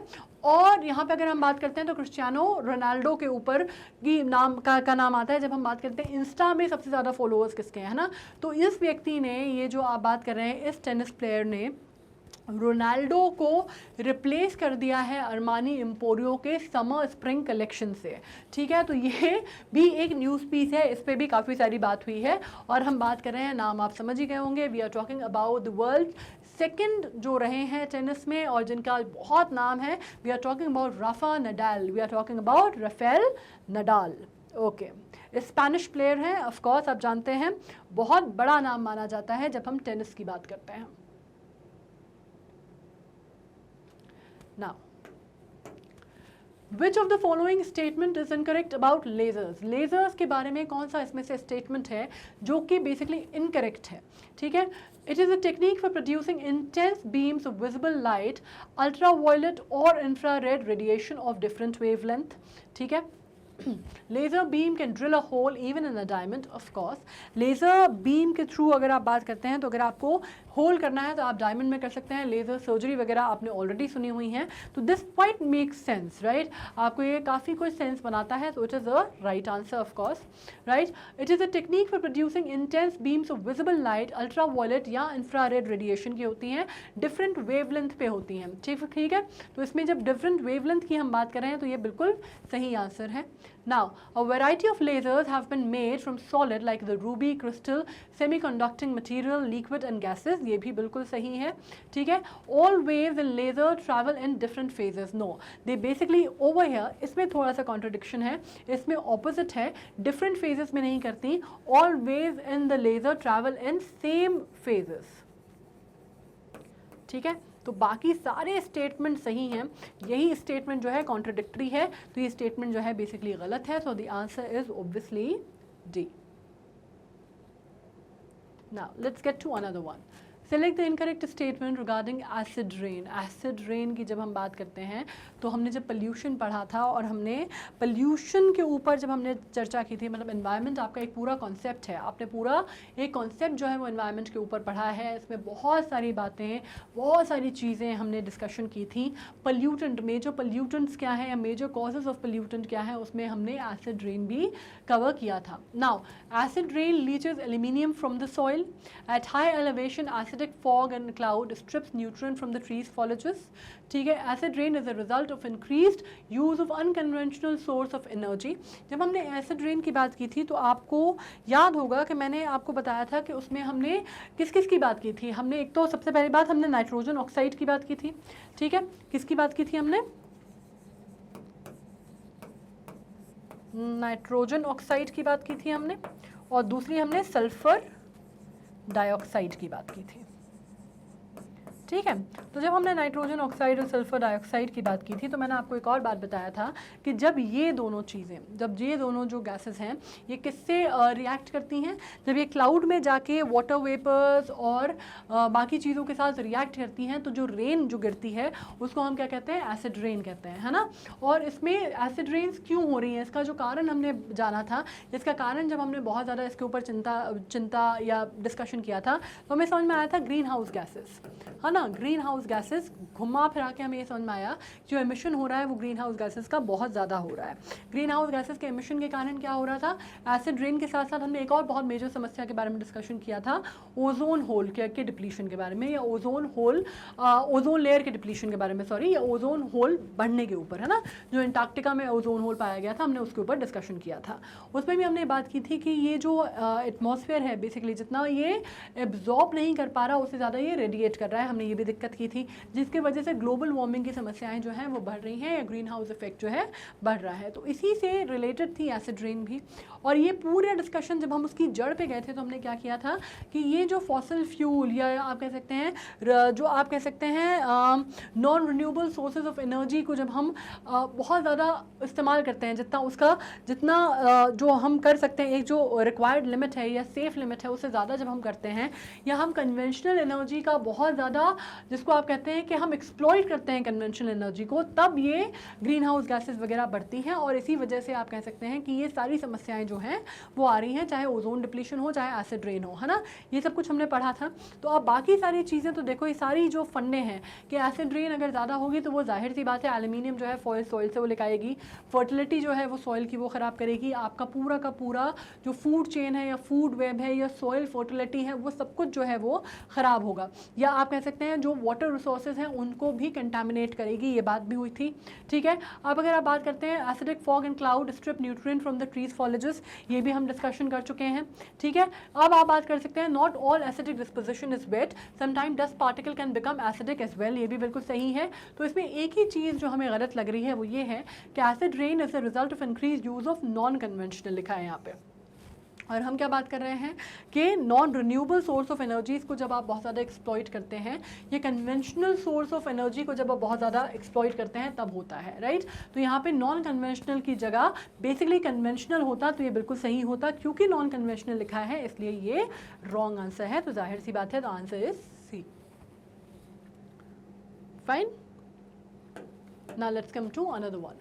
The drum of photostat machine is coated with a photostat machine. सब लोग गए ना कभी जेरोक्स कराने, पढ़ाई करते हैं तो जेरोक्स कराने की तो हमको ज़रूरत पड़ती है।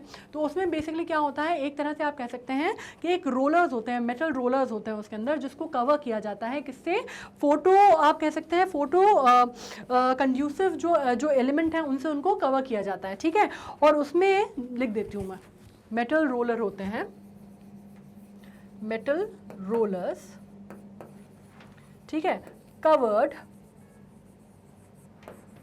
बाय फोटो कंडक्टिव या फोटो कंड्यूसिव, कंडक्टिव ही लिख देते हैं, कंडक्टिव फोटो कंडक्टिव मटेरियल, ये एलिमेंट तो नहीं, मटेरियल ही लिखेंगे, मटेरियल। और इसमें एक लेयर होती है किसकी, सेमीकंडक्टर्स की। ठीक है, जिसमें आप बात कर सकते हैं तो उसमें क्या क्या हो सकते हैं यूज़, उसमें सिलिकॉन हो सकता है यूज़, उसमें जर्मेनियम हो सकता है यूज़, या फिर क्या होता है, सिलेनियम होता है यूज़। ठीक है, तो the answer is of course as you can read over here, the answer is selenium, क्योंकि बाकी तो और कुछ दिया नहीं हुआ है। अगर यहाँ पे सिलिकॉन या जर्मेनियम लिखा होता तो वो भी सही आंसर होता। ठीक है, नाउ अब हम बात कर लेते हैं एक नदी की। जब हम बर्लिन की बात करते हैं तो ऑफकोर्स हम बात जानते हैं कि हम बात कर रहे हैं किसकी, हम बात कर रहे हैं बर्लिन, जो कि कैपिटल है जर्मनी का। जर्मनी कहाँ पर है, यूरोप में। जर्मनी सबसे ज़्यादा किसके नाम पे जाना जाता है, एडोल्फ हिटलर से हम जर्मनी जानते हैं, है ना, एडोल्फ हिटलर की जर्मनी। हालांकि कोई जर्मनी उसकी नहीं थी, मतलब उसकी बपौती नहीं थी, लेकिन जर्मनी को शायद सबसे ज़्यादा ऑब्सेस्ड अगर कोई डिक्टेटर रहा अपनी कंट्री से, अपने उससे, अगर आप कहते हैं मुसोलिनी और हिटलर, यही नाम आपको आते हैं दिमाग में जब आप स्टेलिन, इन लोगों की बात करते हैं। तो दीज वर, या माओ, तो these were the name of some of the dictators जिन्होंने वो अपने अपने जिस क्षेत्रों में इन्होंने राज किया, या जिस कंट्री पे इन्होंने राज किया, या जिस कंट्री में एज अ हेड ये रहे, उसमें आपका सबसे ज़्यादा नाम उनके साथ एसोसिएट हो गया, है ना। तो जर्मनी को सबसे ज़्यादा किसके नाम के साथ जाना जाता है, एडोल्फ हिटलर के साथ एसोसिएट किया जाता है, which is not a very good connotation though. Now it is located in the bank of which river, तो आपको ये मालूम है कि जब हम नॉर्दर्न यूरोप की बात करते हैं तो वहाँ हम जर्मनी लोलैंड्स के तौर पे आता है, और यहाँ पे एक रिवर की बात हो रही है जो कि जिसके किनारे या तट पर बर्लिन, जो उसका कैपिटल है जर्मनी का, वो बना है। अब बर्लिन का इतिहास जो है बहुत ही स्वर्णिम माना जाता है, इन द सेंस कि बहुत सारे म्यूजियम और आप कह सकते हैं कि फेस्टिवल्स, या बर्लिन फिल्म फेस्टिवल बहुत फेमस माना जाता है, आर्ट्स, लिटरेचर, परफॉर्मिंग आर्ट्स में, म्यूजियम्स में बर्लिन का बहुत नाम है। ठीक है, और अभी जिसकी हम बात कर रहे हैं नदी, और आपको मालूम होना चाहिए कि जो बड़ी सभ्यताएं हैं, चाहे कहीं के भी जो बड़े सेटलमेंट हैं, वो ज़्यादातर नदियों के किनारे ही बसते हैं। तो अब यहाँ पे जिस नदी की बात हो रही है वो नदी है स्प्री, और ये तकरीबन 400 किलोमीटर लंबी नदी है। ठीक है, काफ़ी लंबी नदी मानी जाती है, 400 किलोमीटर लंबी नदी मानी जाती है। और हेवल नदी एक वहाँ पर है जिसकी ये मेजर ट्रिब्यूटरी मानी जाती है। ठीक है, इसके बारे में it is a tributary of Havells. लेकिन इसमें एक और चीज़ है कि ट्रिब्यूटरी होने के अलावा जब हम हेवल्स की ट्रिब्यूटरी की बात करते हैं, ट्रिब्यूटरी ऑफ हेवल्स, लेकिन हेवल से लंबी है यह नदी। ठीक है, इसके बारे में एक और जो रोचक वो है जानकारी है वो ये है कि हिस्प्री को माना जाता है कि वो हेवल नदी की ट्रिब्यूटरी है, लेकिन हेवल नदी से उसकी लंबाई जो है वो ज़्यादा है। ठीक है, so we know the answer, we are talking about spree. Now Which one of the following archaeologists discovered the Harappa site of the Indus Valley civilization?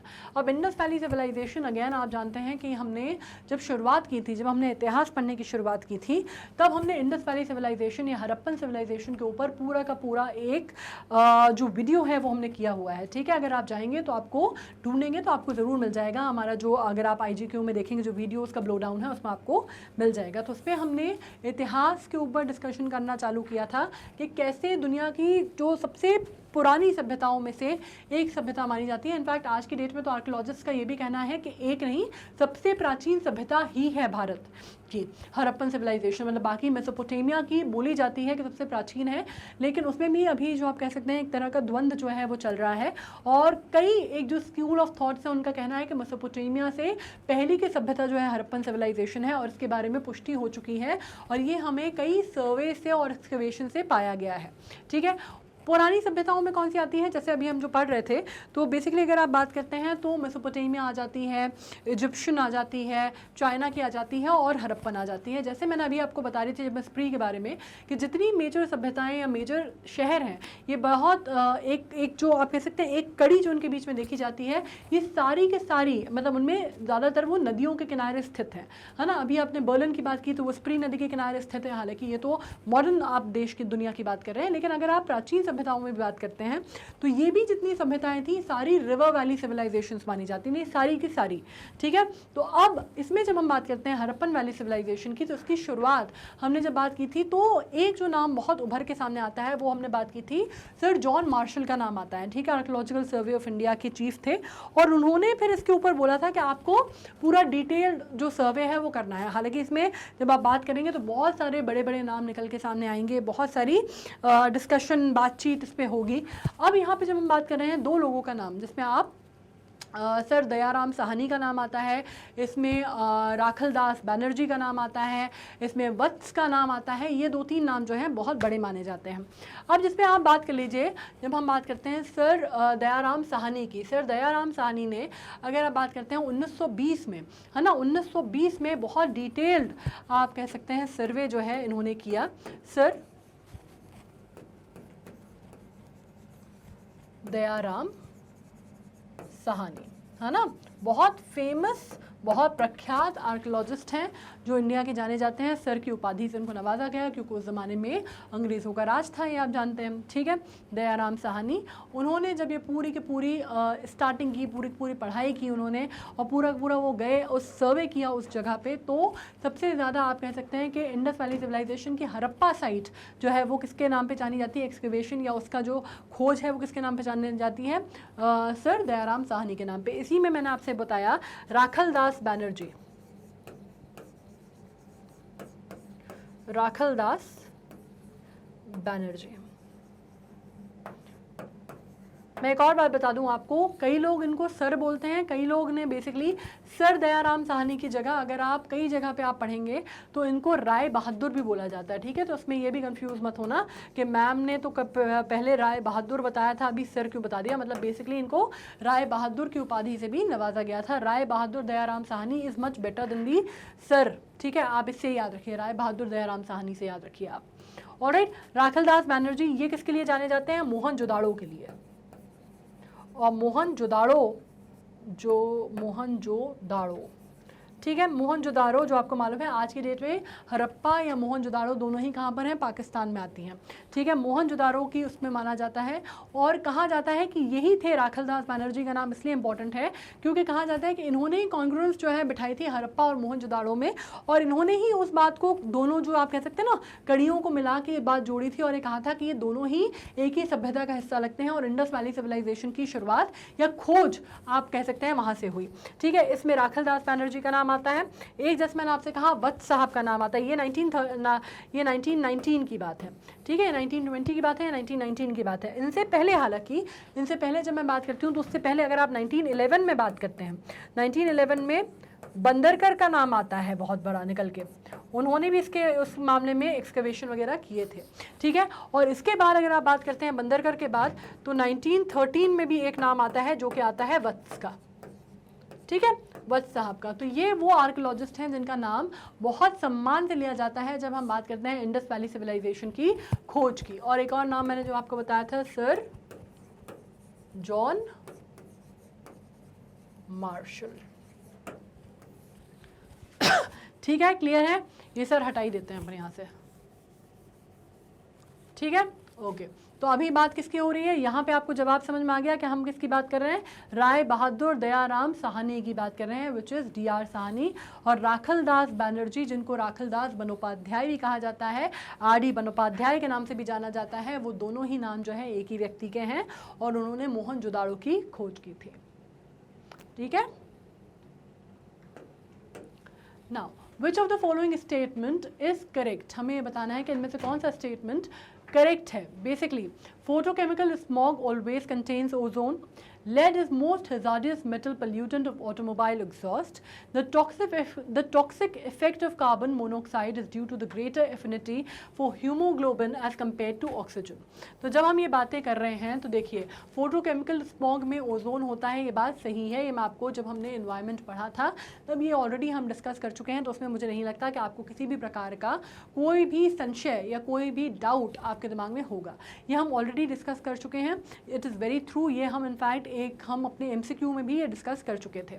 Lead is most hazardous metal pollution for the automobile exhaust, this is also right. Lead को आप सबसे ज़्यादा hazardous metal pollutant कहते हैं। In fact metal pollutant आप automobile exhaust का भी बोला जाता है, और लेड का आपको मालूम है कि जब हम वाटर पोल्यूशन की बात करते हैं तब भी लेड का नाम जो है काफ़ी ज़्यादा आता है। ठीक है, लेड इम्प्योरिटीज़ जो हैं वो काफ़ी सारे नदियों के पानी में पाई गई हैं, जिसके कारण बहुत सारी समस्याएं हुई हैं। तो ये दोनों आंसर सही हैं इन द वे। ठीक है, तो आपको ये समझ में आ गया कि तीनों ही सही होंगे बेसिकली, है ना। लेकिन अभी चीज ठीक है, अभी हम बात कर रहे हैं कार्बोक्सी। एक और चीज़ होते हैं, होमोग्लोबिन के ना 3 प्रकार होते हैं। ठीक है, ये बातें हम पढ़ चुके हैं तो उस पर डिस्कशन नहीं करते, लेकिन हीमोग्लोबिन की हम बात करते हैं तो जो कार्बोक्सी हीमोग्लोबिन होती है वो एक हीमोग्लोबिन का प्रकार होता है। और उसमें आप जब ये बात करते हैं तो उसका जो आप कहते हैं कॉन्सेंट्रेशन जो है वो बिल्कुल होता है कार्बोक्सी हीमोग्लोबिन का। मैं स्पेलिंग सही लिख रही हूँ, हीमोग्लोबिन का।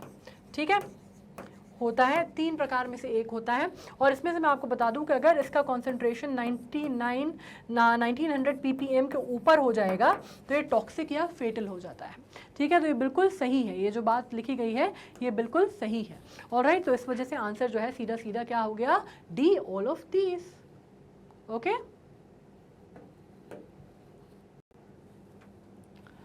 अब हम बात कर रहे हैं, this dystopian novel was written by George Orwell. It popularized an adjective which describes official deception, secret surveillance and manipulation of recorded history by a totalitarian and authoritarian state. Name the novel is, the name of the novel is. Alright, so if you are talking about this, जब हम पहला नाम सुनते हैं George Orwell, जो सबसे पहला नाम हमारे दिमाग में आता है वो कौन सा आता है? Of the classic which is the Animal Farm. Right, Animal Farm के ऊपर हमने डिस्कशन भी किया है when I was talking about the most popular books, तो इसमें हमने नाम इसका डिस्कशन किया हुआ है। नाउ इसके अलावा जो एडजेक्टिव है, बाकी सारी चीज़ें हैं, उस पर हम बाद में आएंगे।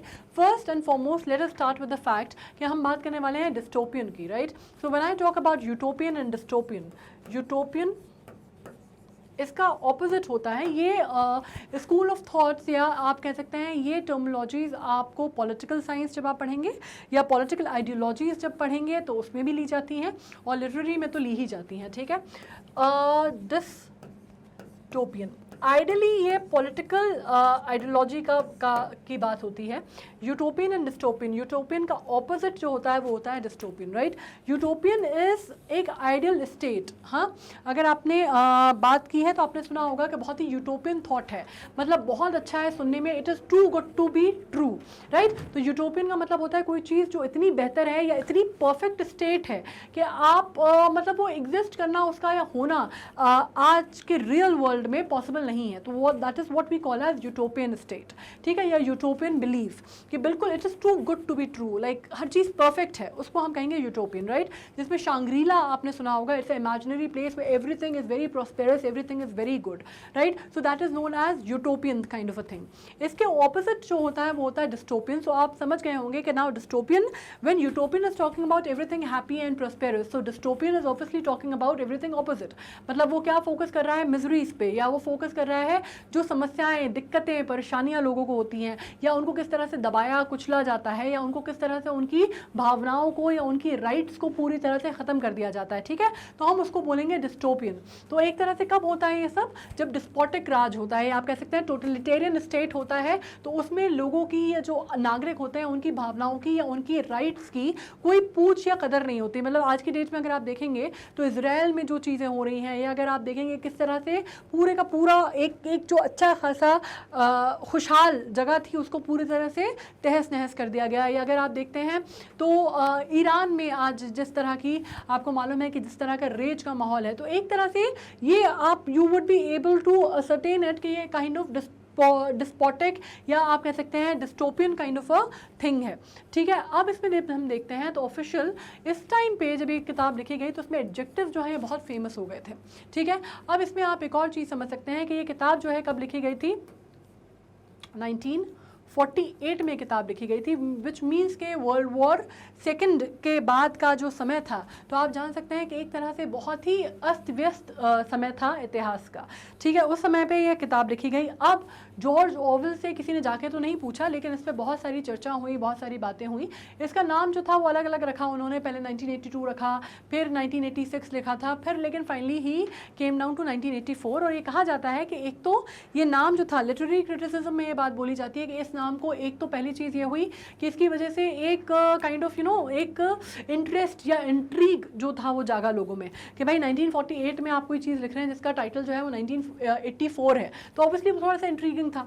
और ऑपोजिट, और दूसरा ये कहा जाता है कि जॉर्ज ऑरवेल ने ज़्यादा कुछ शायद सोचा नहीं, बस क्योंकि 48 था तो उन्होंने 48 को लेके इसको 84 कर दिया, ठीक है। तो बाकी इसके पीछे कोई बहुत बड़ा लॉजिक जो है वो निकल के उभर के सामने नहीं आता। तो हम ऑब्वियसली बात कर रहे हैं किताब की, किसका, 1984 की।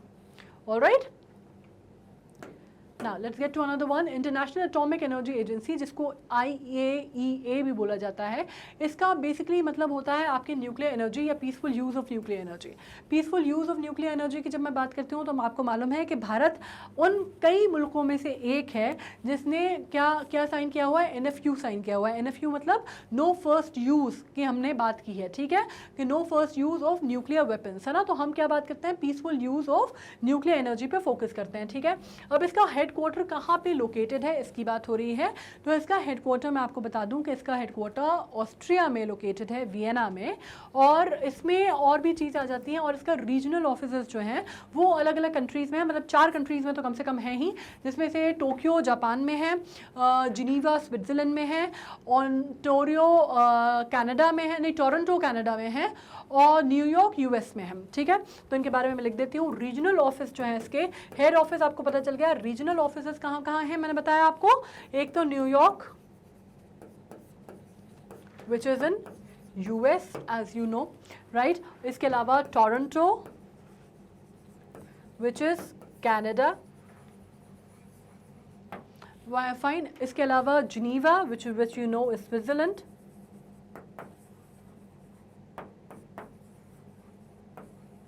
And Tokyo Japan.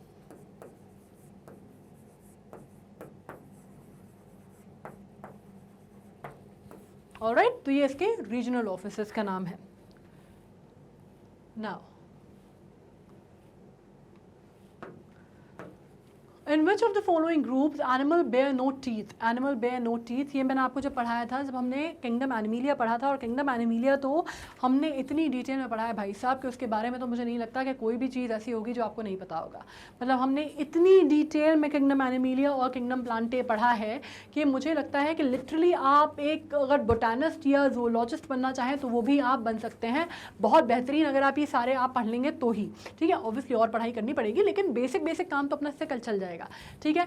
अब इनमें से कौन से वो हैं जिनके दांत नहीं होते, तो आपको मैंने सबसे पहले बताया था, एक तो एव्स जो होते हैं उनके दांत नहीं होते। एव्स मतलब क्या, एव्स मतलब जब हमने रेप्टाइल्स और एम्फीबियंस और मैमल्स पढ़े थे तब हमने पढ़ा था कि एव्स जो होते हैं उनको क्या बोला जाता है, बर्ड्स बोला जाता है, ठीक है। तो बर्ड्स के बेसिकली दांत नहीं होते, राइट। तो अब इसमें से सबसे पहले जो अपन बात निकल लेते हैं, इसमें से एक और चीज़ है कि पीकॉक जो है उसकी बीक होती है, दांत नहीं होते, ठीक है। हमारा नेशनल एनिमल, नेशनल बर्ड है हमारी, ठीक है, उसके दांत नहीं होते।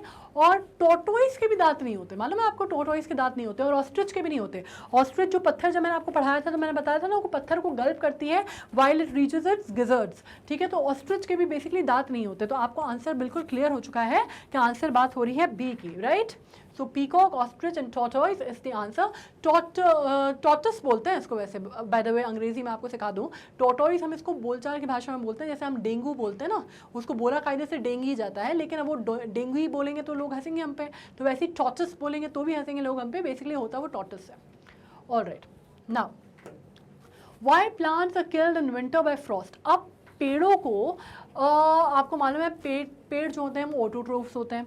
जब हमने फूड चेन या फूड साइकिल पढ़ते हैं तो आपको मालूम है कि पेड़ जो हैं वो सबसे प्राइमरी प्रोड्यूसर हमारे यहाँ होते हैं, राइट। अब ऑटोट्रोफ्स होते हैं क्योंकि उनको अपना खाना बनाना होता है। खाना काहे से बनाना होता है उनको उसके लिए मिट्टी की ज़रूरत होती है, सनलाइट की ज़रूरत होती है, और क्लोरोफिल का जो पिगमेंट होता है उसके तहत वो अपना खाना बनाते हैं, ये आप जानते हैं, ठीक है। अब फ्रॉस्ट मतलब क्या होता है, जब बर्फ़ जम गई ना पूरी की पूरी, तो उसमें पेड़ क्यों मर जाते हैं, हमें ये जानना है। तो पहली बात यह है कि no transpiration occurs at such low temperature, no photosynthesis take place at such low temperature, ऐसा भी कुछ नहीं है, ये सब कुछ होता है। एक्चुअली उनके साथ प्रॉब्लम ये होती है कि बहुत एक्सट्रीमली ड्राई हो जाते हैं वो, मतलब ड्राइनेस जो होती है वो एक्सट्रीम लेवल ऑफ ड्राइनेस की वजह से क्या होता है कि बेसिकली फ्रॉस्ट की वजह से वो मर जाते हैं। उनमें ड्राइनेस इतनी ज़्यादा आ जाती है कि उसके कारण उनकी मृत्यु हो जाती है, वो सर्वाइव नहीं कर पाते उसको, ठीक है। तो आप क्या कह सकते हैं, उनके जो टिश्यूज़ हैं वो पूरी तरह से डैमेज हो जाते हैं, क्षतिग्रस्त हो जाते हैं। इसलिए इसका जो आंसर है वो बेसिकली क्या है, there is a desiccation and mechanical damage to the tissue, और एक्सट्रीम ड्राइनेस के कारण होता है ये, ठीक है। It happens because of the extreme level of dryness. Got it? So the answer, of course, we know is C. There is desiccation and mechanical damage to the tissues. Now, अब ये बात हो रही है, ये बड़े इंटरेस्टिंग चीज़ की बात हो रही है। जब ये आया था तब एकदम ऐसा लगा कि किसी ने एकदम जादुई चिराग कोई जो है रगड़ दिया है, ठीक है। ये बात हम कह रहे हैं NFCs की, ठीक है। ये बात हो रही है NFCs की। NFCs जो पहले भारत में आए थे उनके ऊपर बात हो रही है। किस बैंक ने लॉन्च किया था India's first contactless debit and credit card which works on the principle of near field communication. NFC का मतलब जो है वो NFC, इसी की बात हो रही है ना, नियर फील्ड कम्युनिकेशन की बात हो रही है। तो इस पर अब तो देखा जाए तो बहुत सारी वो हैं, अगर आप बात करते हैं बहुत सारे बैंक्स हैं, बहुत सारे बैंक्स में आपको NFC credit cards and debit cards हैं, जैसे सिटी बैंक देता है आजकल तो सब, मतलब जितने बैंक्स आप मान लेंगे सब बैंक्स देते हैं। देखिए शुरुआत इसकी 2 बैंक्स ने की थी भारत में। इसकी शुरुआत करने वाला एक तो था हमारा स्टेट बैंक ऑफ इंडिया, ठीक है, और दूसरा हमारा जो बैंक था वो था ICICI बैंक, ठीक है। तो स्टेट बैंक ऑफ इंडिया तो यहाँ पे है नहीं, तो the answer is obviously D, ICICI bank. Now this sport is a test of speed, flexibility, coordination, reflexes and tactics. It requires nerve of steel and very often patience. Its footwork is compared to that of boxing. It involves the use of SP, foil and saber.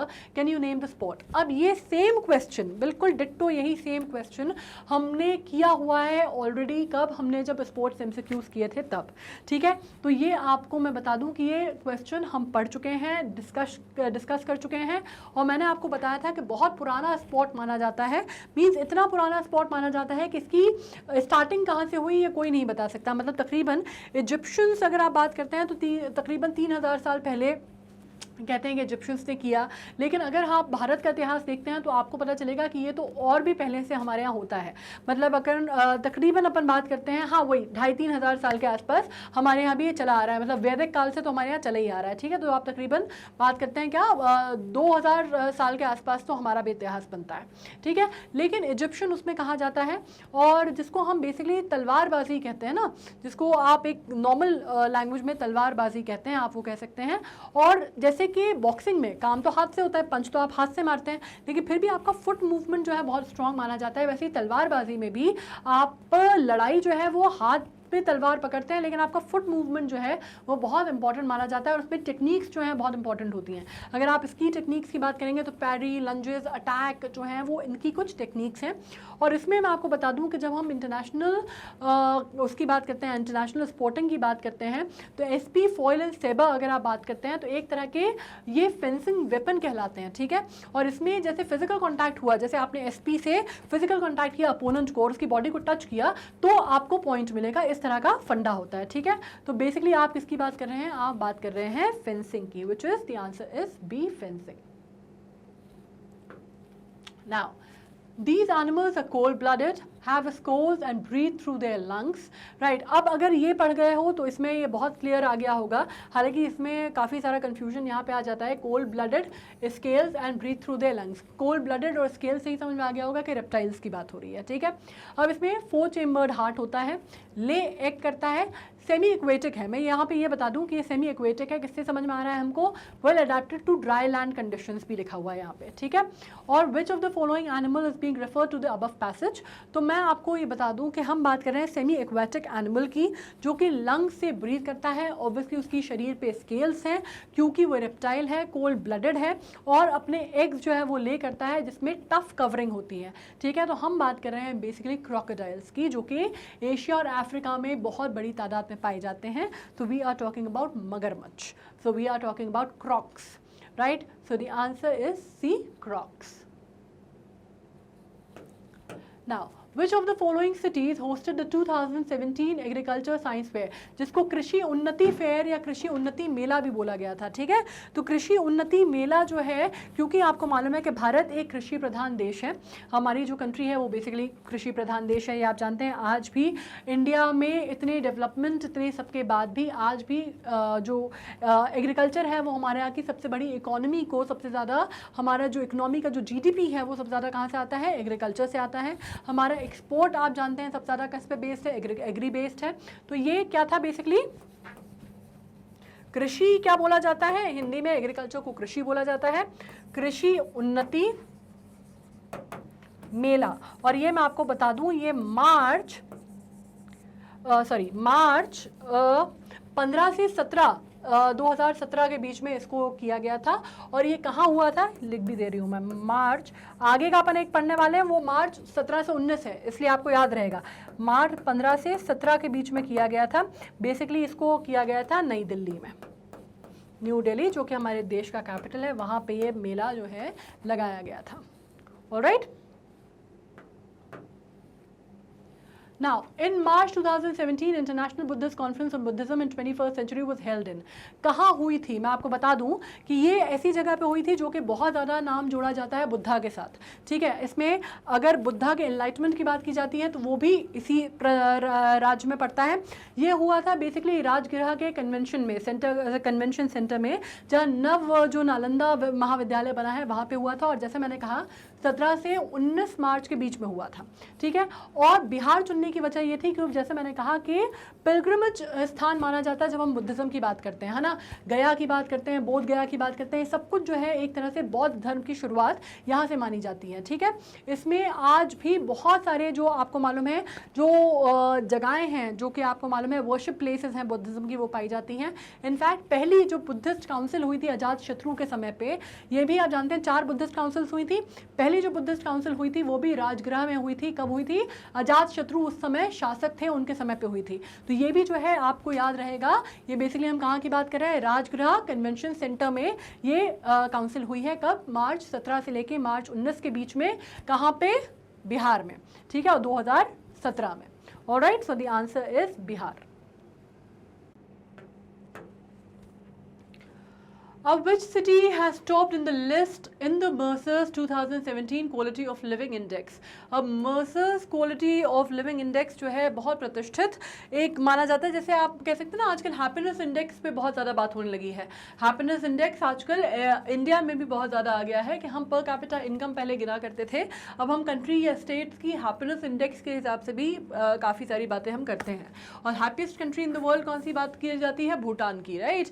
और वो carbon negative creative country भी है। तो उसी तरह से quality of living index जो है ये चेक किया जाता है, और इसमें मर्सर्स की जो लिस्ट है, जैसे मैंने कहा कि बहुत क्रेडिबल, बहुत क्रेडेंशियल्स हैं इसके और बहुत फेमस है। तो इसमें एक जो जगह है उसने तकरीबन 2017 में आप कह सकते हैं कि 9वीं बार कॉन्जिक्यूटिवली 9th बार ये टॉप किया था इसने ये रैंक। और इसके बाद अगर दो नाम आते थे तो ज्यूरिक और म्यूनिक के आते हैं, ठीक है। तो मैं आपको लिख दूं कि Zurich and means of course you no कि हम दोनों ही यूरोपियन कंट्रीज़ की बात कर रहे हैं, राइट। एक हम बात कर रहे हैं स्विट्ज़रलैंड की, एक हम बात कर रहे हैं जर्मनी की, और जो टॉप करता है वो है बेसिकली वियना, जो कि है ऑस्ट्रिया में, ठीक है। और इसने कितनी बार, this was 9th in the row, 9th in row top किया था, और ये जो है ये 2nd और 3rd आई थी, ठीक है। Now let's come to another one. Which country will host the 2018 Commonwealth Heads of the Government meeting? Heads of the Government meeting in mid-April 2018. अब एक बात समझिए, ये will host इसलिए लिखा हुआ है क्योंकि जाहिर सी बात है 2017 का पेपर है, ठीक है। 2017 का पेपर है तो will ही लिखेंगे आने वाले समय, उस समय तो 2018 आने वाला था। अभी हम बात करेंगे कि 2018 में फला फला चीज़ हुई थी, ठीक है। तो इसलिए ये ग्रामेटिकल एरर नहीं है, ये 2017 का क्योंकि PYQ है तो जाहिर सी बात है कि will लिखा हुआ है या फ्यूचर टेंस में लिखा हुआ है। अब इसमें मैं एक और बात बता दूं, ये बेसिकली होने कहीं और वाला था।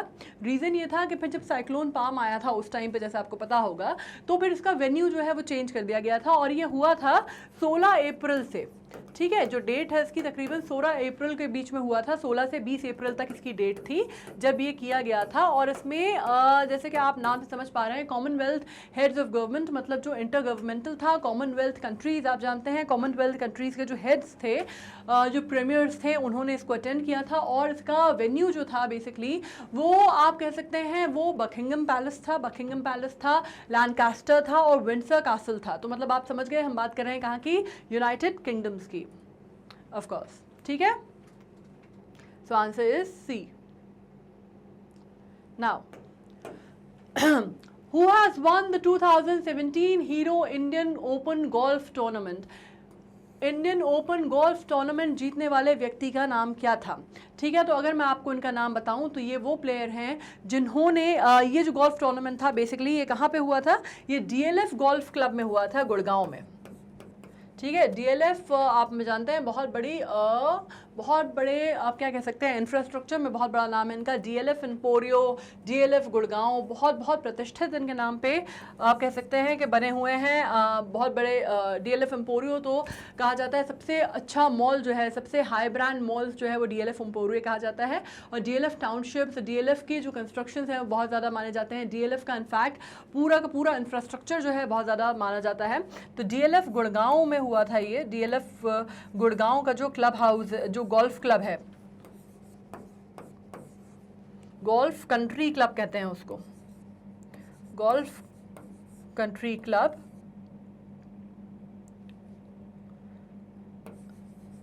DLF में हुआ था। और यहाँ पे जो व्यक्ति थे उनका नाम जो था बेसिकली चौरसिया जी तो थे वो, उनका जो पूरा नाम था वो था शिव शंकर प्रसाद चौरसिया, ठीक है। तो यहाँ पे आप पढ़ पा रहे हैं शिव शंकर प्रसाद चौरसिया, और इन्होंने शिव शंकर प्रसाद इनका पूरा नाम था। और जैसे मैंने कहा इन्होंने 7 स्ट्रोक्स के साथ ये मैच जो है, ये जो टूर्नामेंट है ये जीत लिया था, ठीक है। तो it is won by 7 strokes, और नाम क्या है, शिव शंकर प्रसाद चौरसिया। ये चीज़ समझ में आ गई आपको, दोनों चीज़ आ गई। गुड़गांव हरियाणा है ना, हरियाणा मतलब बेसिकली गुड़गांव तो अपन मान लेते हैं क्या है, NCR है, पर हरियाणा में आता है, आधिकारिक तौर पे हरियाणा में आता है। तो आप इसको कह सकते हैं कि वहाँ पे ये चीज़ हुई थी। कहाँ पे हुआ था टूर्नामेंट हमने ये भी डिस्कस कर लिया, किसने जीता था, कितने मार्जिन से जीता था, हम ये भी डिस्कस कर लिया हमने, ठीक है। तो SSP चौरसिया। नाउ अब जब हम बात करने वाले हैं the first metro system in India with an integrated multi modal transport system, जिसको आपने अभी सुना होगा मल्टी मॉडल ट्रांसपोर्ट सिस्टम, और इसके ऊपर मल्टी मॉडल ट्रांसपोर्ट सिस्टम मतलब एक से ज़्यादा, राइट। तो मल्टी मोड जब हम बात करते हैं तो उसका मतलब होता है ट्रांसपोर्टेशन सिस्टम। इसके ऊपर जो दिल्ली मेट्रो है इसने शोध भी किया था, रिसर्च भी की थी, ठीक है। तो उन्होंने इसके ऊपर काफ़ी चर्चा भी की है और काफ़ी इसको इन्होंने आकलन करने की कोशिश की थी, बाकायदा पूरा रिसर्च किया गया है इसके ऊपर। तो मल्टी मोडल मतलब क्या, आपका इंटरकनेक्टेड है through every way that you can understand. आपको मालूम है वाटरवेज के थ्रू, या फिर आप बात कर सकते हैं नॉन मोटराइज्ड वे के थ्रू, या फिर आप बात कर सकते हैं जो रेलवे है उसके थ्रू तो है ही, मतलब by land, by sea, by every. जो मल्टी मोडल आप बात कर रहे हैं ना ट्रांसपोर्टेशन, उसकी बात हो रही है। और ये सिस्टम जो है ये सबसे पहले कहाँ पे डेवलप किया गया है, कोची मेट्रो में किया गया है। बहुत न्यूज़ में भी ये रहा था और आपने आई एम श्योर पढ़ा होगा। और मैंने जैसे कहा कि इसके ऊपर फिर दिल्ली मेट्रो ने काफ़ी सारा काम और इस पर काफ़ी सारी रिसर्च वर्क जो है वो की है, ठीक है।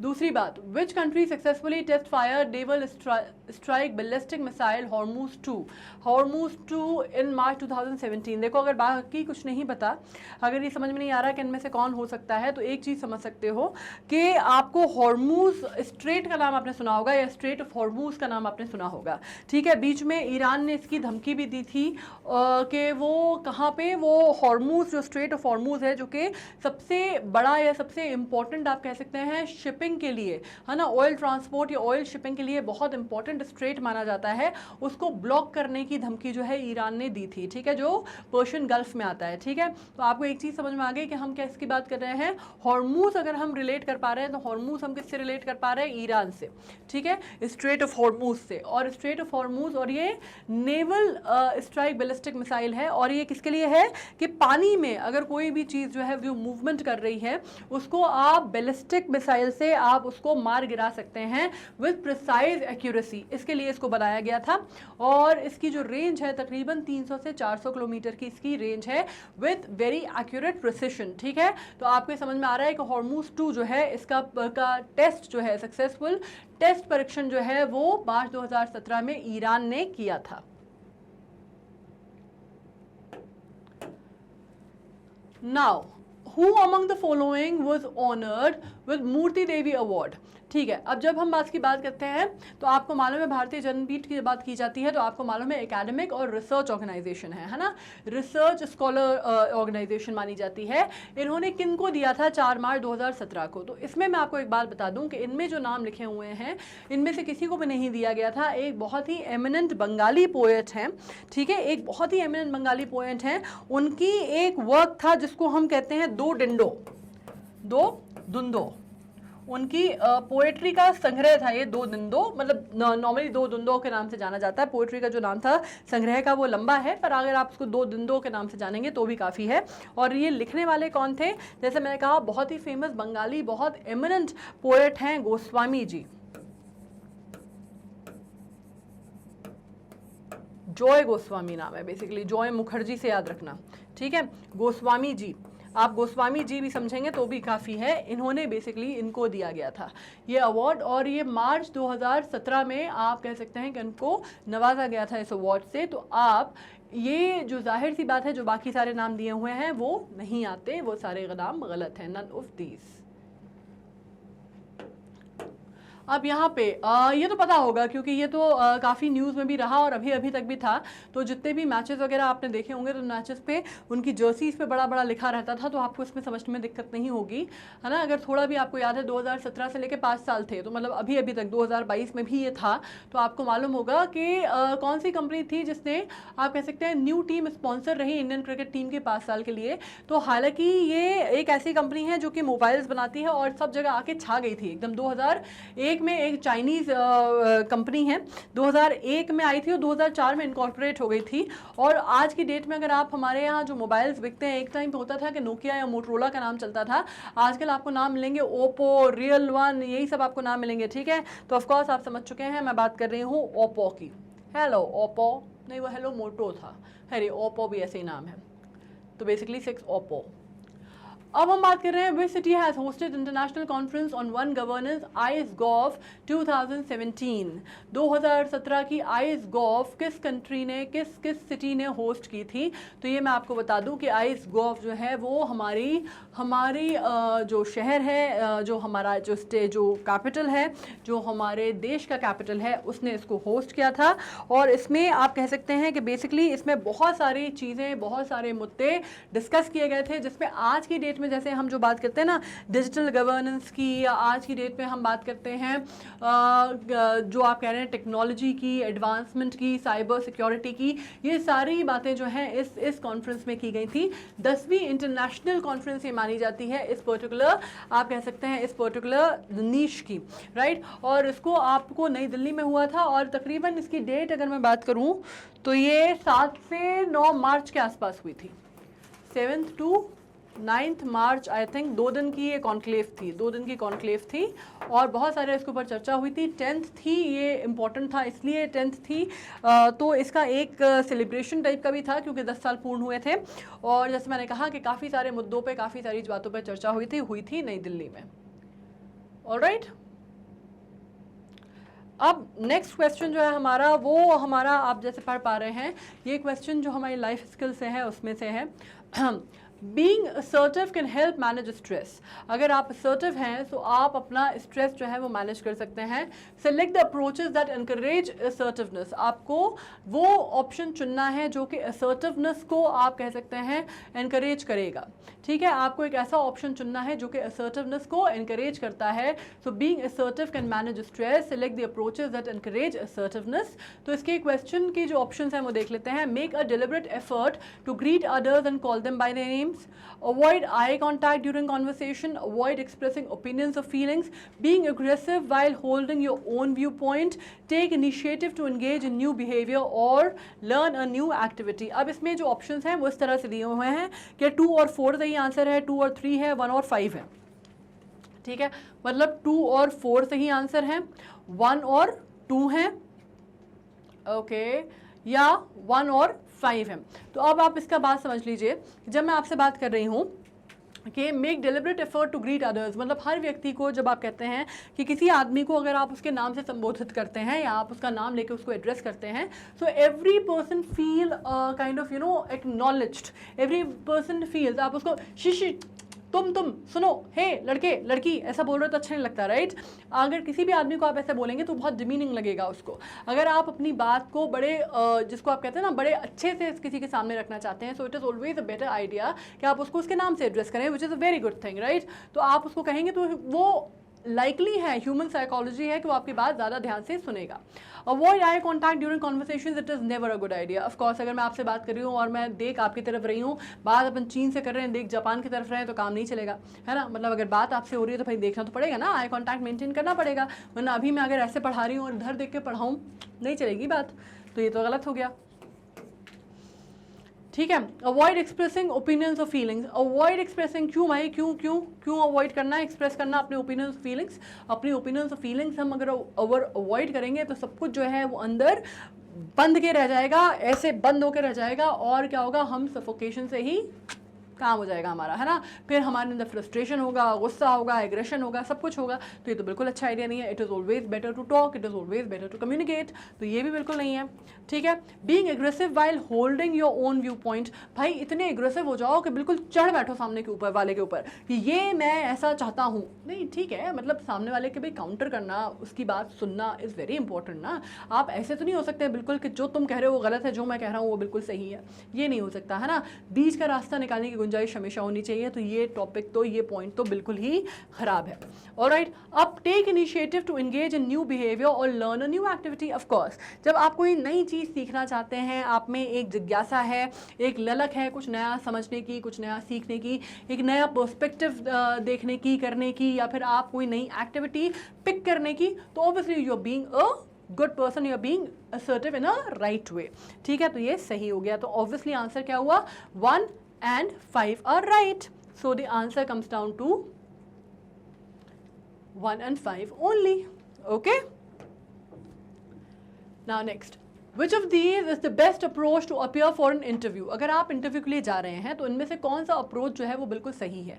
अब देखो, जब मैंने ये पढ़ाया था, जब मैंने MCQs कराए थे ना इसके लाइफ स्किल के ऊपर, तब हमने ये पॉइंट भी डिस्कस किया हुआ था, ठीक है। तो ये हमने same as it is question किया हुआ है, इसलिए हम बहुत ज़्यादा इसको डिस्कस नहीं करते। Discuss your life story with interviewer and ask for good salary.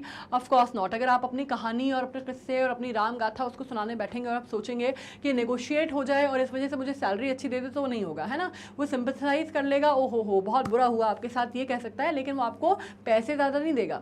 वो आपको अगर जो सैलरी देगा वो आपके टैलेंट पे, आपके क्रेडेंशियल के बेसिस पे ही देगा। तो ये कोई हेल्पफुल चीज़ है नहीं, ओके। तो ये तो बिल्कुल नहीं होना चाहिए, ठीक है। सेलफोन अगर आप बहुत लिबरली यूज़ कर रहे हैं, जाहिर सी बात है कि आप मुझसे बात कर रहे हैं, मुझसे मुखातब हैं, मैं आपसे बात कर रही हूँ, और आप बार बार अपना फ़ोन देख रहे हैं या फ़ोन चेक कर रहे हैं, व्हाट्सएप चेक कर रहे हैं, टेलीग्राम भेज रहे हैं, तो मुझे लगेगा that you not interested.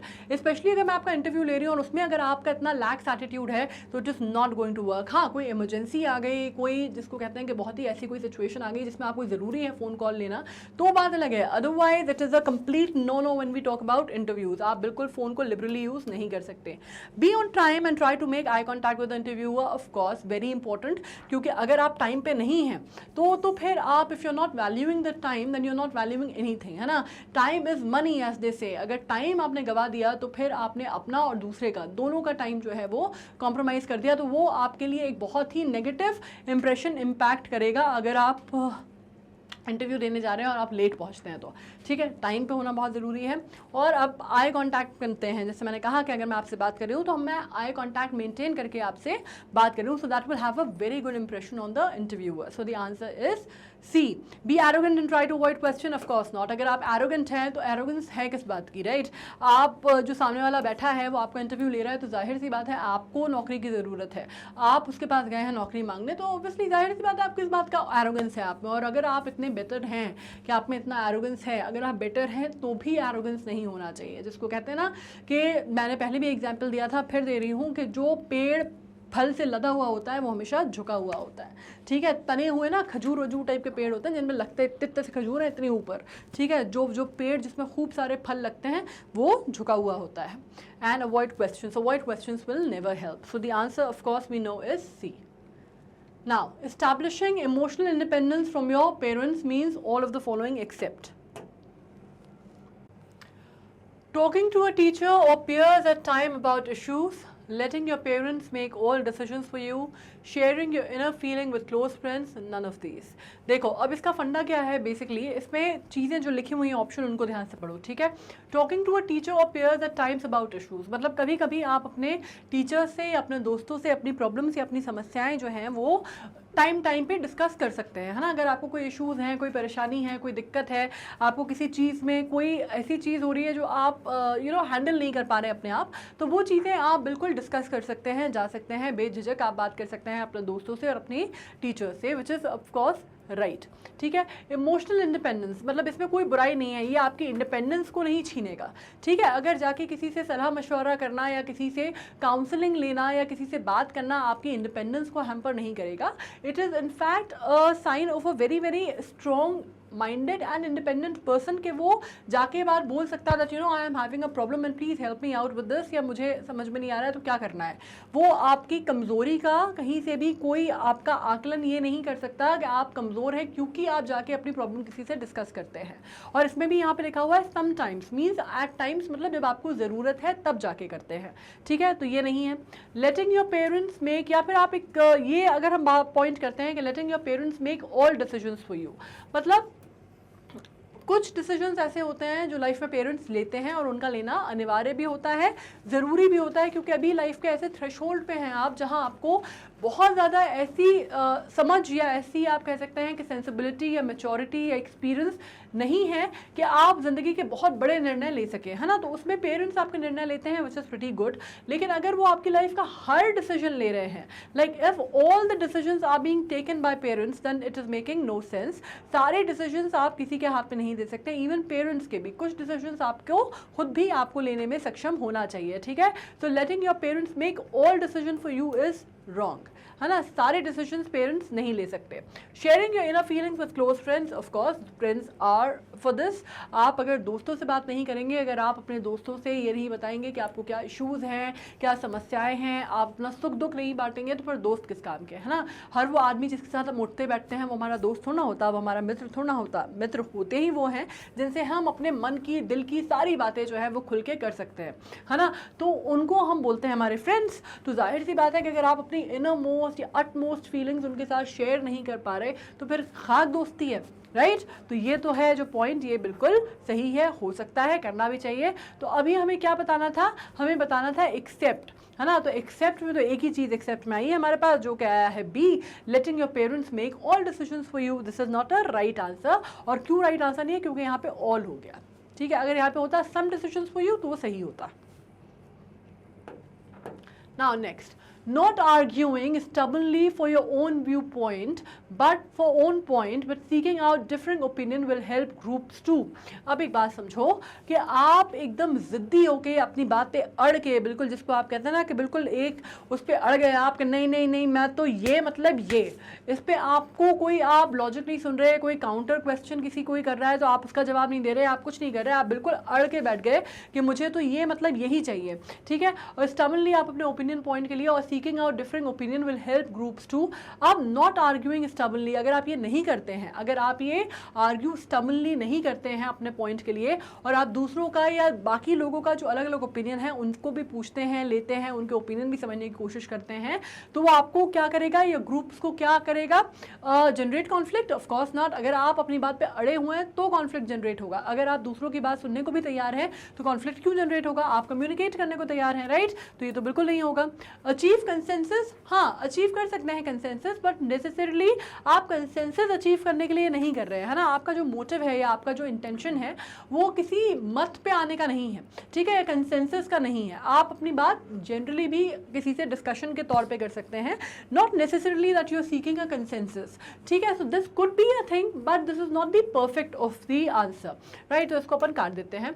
Achieve quality decision making, of course अगर आप किसी से बात कर रहे हैं और आप डिफरेंट व्यू पॉइंट्स ले रहे हैं, अगर एक बात को समझने के आप अलग अलग नज़रिए को समझने की कोशिश कर रहे हैं, आप लोगों को अलग अलग तरह से देखने की, उनका आकलन करने की कोशिश कर रहे हैं, समझने की कोशिश कर रहे हैं, so that will help you attain a higher level of understanding of a subject, है ना। आपको उसके बारे में अलग पर्सपेक्टिव पता चलेंगे, आपका एक अच्छा नज़रिया बनेगा, आपका एक डिसीजन मेकिंग जो है बहुत स्ट्रॉन्ग होगी। सो the answer is achieve quality decision making. The answer is C. All right. Now, adolescence is sometimes characterized as a time of storm and stress. क्यों भाई adolescence को ऐसा क्यों कहा जाता है storm and stress? क्योंकि ये सबसे नाजुक मोड़ होता है आपकी लाइफ का, जब सब कुछ हरा हरा नज़र आता है और एक तरह से आप कह सकते हैं कि अंडरस्टैंडिंग या दुनियादारी की समझ जो है उतनी नहीं होती, जिसको हम कहते हैं परिपक्वता उतनी नहीं होती, मेचोरिटी उतनी नहीं होती, है ना। और आपके हार्मोन्स जो हैं वो भी ऑल टाइम हिट मार रहे होते हैं, और आपकी बॉडी में भी चेंजेस हो रहे होते हैं, आपकी आप बचपन के से निकल के आप किशोर अवस्था में एंटर कर रहे होते हैं। तो ये सारी चीज़ें जो हैं, आप बच्चे भी नहीं रहे, आप बड़े भी नहीं रहे, तो बड़ी कंफ्यूजिंग सी, बड़ा जिसको कहते हैं ना बड़ी घूमी हुई सी उम्र होती है, ठीक है। तभी उसको हम कहते हैं कि it's the age of storm and stress, कि आपको बहुत ही, जिसको कहते हैं ना एकदम तूफानी रोलर कोस्टर राइड पे भी होते हैं आप, और स्ट्रेस भी आपको बहुत होता है ना। इस टाइम पे दुनिया भर का पीयर प्रेशर भी होगा, पढ़ाई का भी होगा, करियर का भी होगा, पेरेंट्स की तरफ से भी होगा, छोटे भाई बहन अगर कोई सिबलिंग्स हैं उनका भी होगा, बड़े हैं उनका भी होगा। तो बहुत सारे जो हैं वो सोशल, फैमिली, एजुकेशन, सबके प्रेशर्स भी आप पे बिल्टअप होते हैं, ठीक है। इसलिए कहा जाता है there are different ways to dealing with stress. अब अगर आपको स्ट्रेस के साथ या समस्याओं के साथ या प्रॉब्लम्स के साथ डील करना है तो क्या तरीके हो सकते हैं, ठीक है, जो कि रिप्रेजेंट करता है positive way of coping with stress. Which of the following represent the positive way of coping with stress, मतलब इनमें से कौन सा वो है जो पॉजिटिव तरीका है स्ट्रेस से कोप करने का। हर आदमी का डिफरेंट होता है, नॉट नेसेसरली आप सारे कीजिए, लेकिन कुछ तरीके होंगे जो कि आसान होंगे या कुछ तरीके होंगे जो कि ज़्यादा सही होंगे, ठीक है। Going for a walk, emailing, chatting और playing video games, eating chocolates, praying और meditation, listening to music, sharing feeling with a trustworthy person. अब इसमें से बताओ कौन कौन सा होना चाहिए। Going for a walk could be a very good idea, right. Emailing, chatting और playing video games, not necessarily. अगर ज़रूरत से ज़्यादा आप करेंगे, अगर आप ये ज़रूरत से ज़्यादा करेंगे, अगर आप इसको कंट्रोल्ड वे में कर रहे हैं, then it is good, but if it starts to control you, then it is a big problem, remember. Alright, अगर आप ये चीज़ें अपने शौक से एक लिमिट में कर रहे हैं तो ये ठीक है, लेकिन if you are making it a master, then it is a big no no. Alright, eating chocolates can be okay. कभी कभी स्ट्रेस होता है तो स्ट्रेस कहा जाता है कि चॉकलेट से स्ट्रेस काफ़ी हद तक कम होता है, लेकिन अगर आप बहुत हर बार आपको स्ट्रेस हो रहा है और आप उसमें क्या कर रहे हैं, आप चॉकलेट्स खा रहे हैं और आप बिल्कुल जिसको कहते हैं ना, आप एकदम गल्प करते जा रहे हैं चॉकलेट्स, वोरेशियसली चॉकलेट्स खा रहे हैं, तो आपके दांत पूरे सड़ जाएंगे और वेट जो है वो तो ऑब्वियसली ओबेसिटी जो है वो तो आपकी प्रॉब्लम बनी जाएगी, ठीक है। So this is also not a good thing. और आजकल तो डायबिटीज़ जो है वो भी बहुत ज़्यादा एडोलेसेंस में होने लगी है, तो लिमिट में eating chocolates in the limit is pretty good. Bulimia भी एक तरह की बीमारी होती है, मालूम है आपको, जो ईटिंग डिसऑर्डर माना जाता है। सो वो भी चीज़ें जो हैं इस तरह की, जब stress eating and these kind of stuff is not good. So eating chocolate is okay, but to manage stress I am a little doubtful. Alright, praying or meditation and praying helps of course. अगर आप meditate कर रहे हैं, अगर आप meditation, again मैं कई बार देखती हूँ कि meditation हमें लगता है कि हमें बैठ के एकदम ध्यान लगा के बैठ के meditate करना है।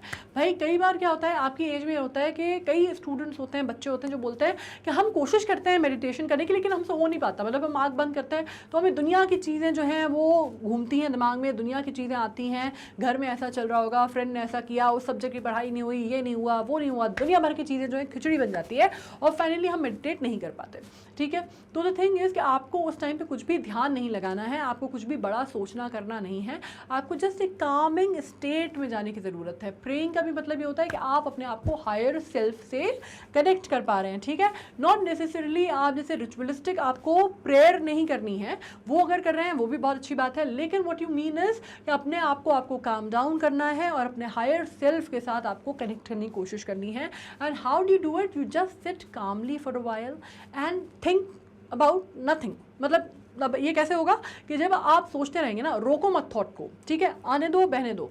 आप अगर रोकेंगे ना उसको कि मुझे इसके बारे में नहीं सोचना, नहीं सोचना, नहीं सोचना, नहीं सोचना, तो उतना ही आएगा, ठीक है। तो उसको फ्लो करने दो थॉट्स को, वो जब फ्लो करेंगे तो एक पॉइंट आएगा जब आपका दिमाग अपने आप काम डाउन हो जाएगा, ठीक है। तो meditation and praying is of course a good idea. Listening to music and the music which will help you kind of unwind is a very good idea, है ना। लिसनिंग टू म्यूजिक, अगर तो meditative music भी आजकल आता है, काफ़ी सारे आपको ऐसे वीडियोस यूट्यूब पे भी मिल जाएंगे, या जो डील करने के आपको हेल्प करेंगे विद स्ट्रेस। या फिर अगर आप देखेंगे तो बहुत स्लो म्यूज़िक, अच्छा गाना, अच्छा जिसको आप कहते हैं, अगर आप इंस्ट्रूमेंटल, अगर जैसे पियानो वगैरह भी आप सुनेंगे ना, तो it will helps you calm down, so it is also a good idea, ठीक है।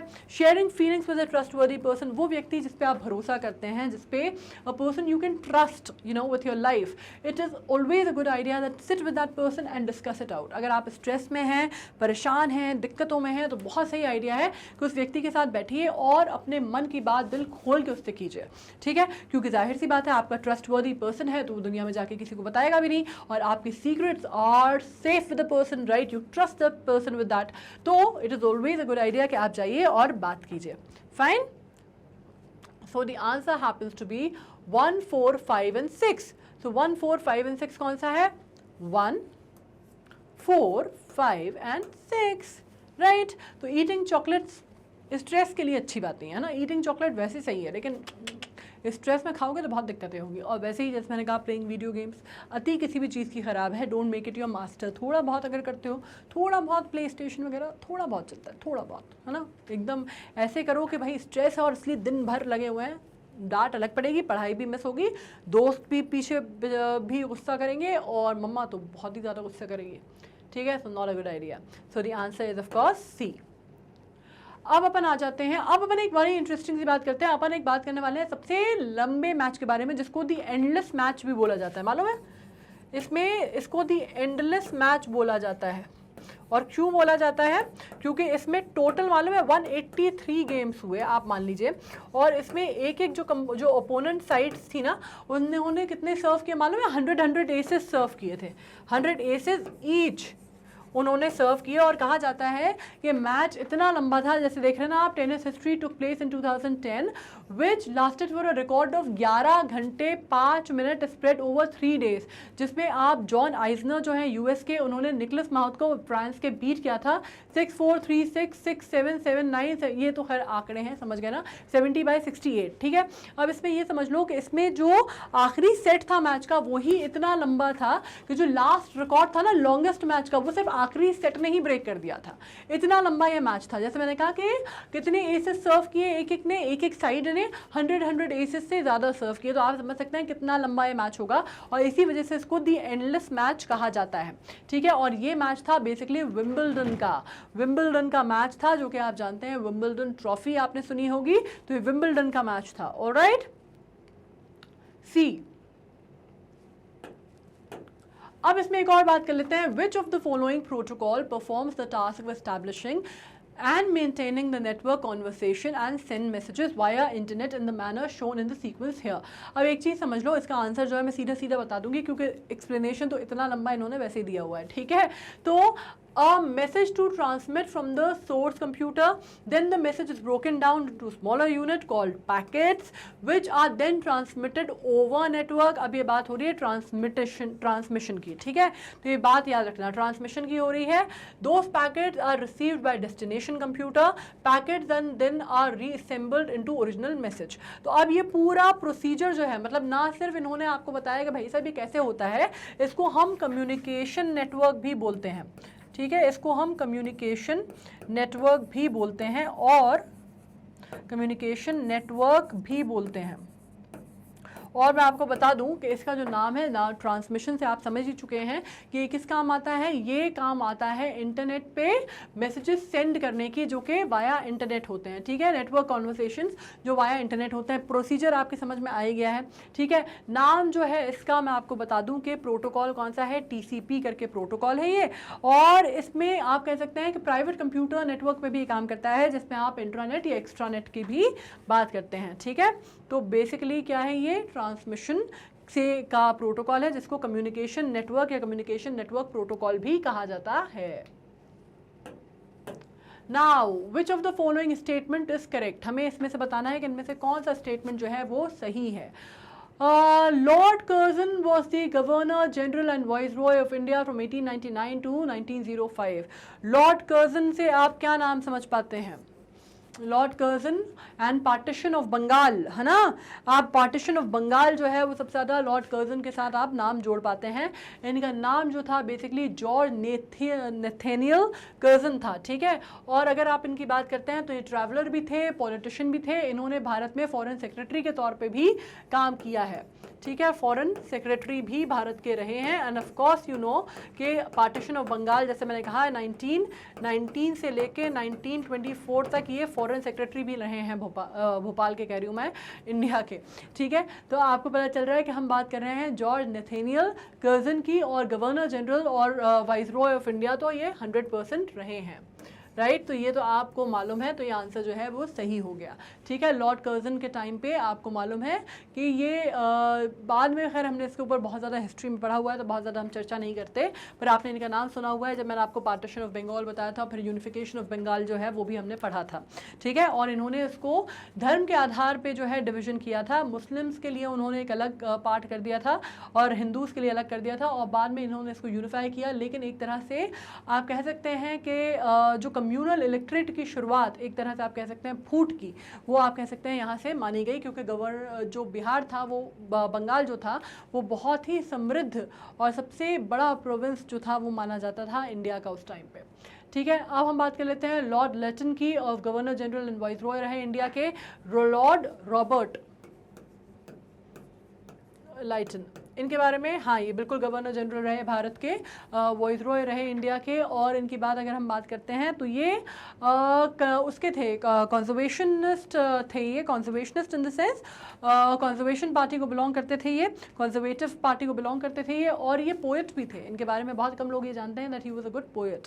Right, okay. And Lord Chelmsford तो ऑफकोर्स आपने पढ़ा है, मॉन्टेग्यू चेम्सफोर्ड रिफॉर्म हमने पढ़ा था, तब हम ऑलरेडी इनके बारे में जानते हैं कि मॉन्टेग्यू चेम्सफोर्ड कोड रिफॉर्म जो है इनकी वजह से आया था।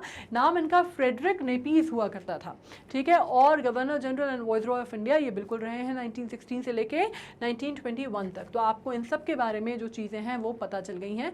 बाकी ये गवर्नर उससे पहले ये क्वींसलैंड के भी गवर्नर रहे हैं और न्यू साउथ वेल के भी गवर्नर ये पहले सर्व इन्होंने किया है, ठीक है। तो ये तीनों ही तथ्य जो है अपनी जगह पे बिल्कुल सही हैं। सो the answer is all of these. Alright, So with this we have come to an end of the PYQs of 2017. I hope आपको सब कुछ समझ में आया होगा। मुझे नहीं लगता कि कोई भी चीज़ हमने ऐसी की जो आपको समझ में नहीं आई होगी।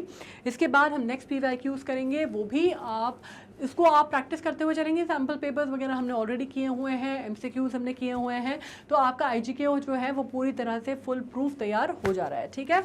On this note I am signing off and आप हमसे कनेक्टेड रह सकते हैं हमारे इंस्टा हैंडल पे, FB पेज पे, टेलीग्राम पे एंड ऑफकोर्स यूट्यूब पे। और हमारा चैनल तो है ही magnetbrains.com, 100% फ्री चैनल है। आपको कोई भी अप्लाई नहीं करना, coupon, buy now pay later, nothing doing, हर चीज़ फ्री ऑफ कॉस्ट अवेलेबल है। जितनी भी पढ़ाई करना चाहते हो, यहाँ पे भी जो पढ़ाई करना चाहते हो वो मिलेगी। स्पोकन इंग्लिश से लेके ओलंपियाड से लेके CBSE से लेके सब कुछ जो है वो बिल्कुल एक ही अम्ब्रेला के नीचे आप पढ़ सकते हैं, ठीक है। On this I am signing off, thank you so much.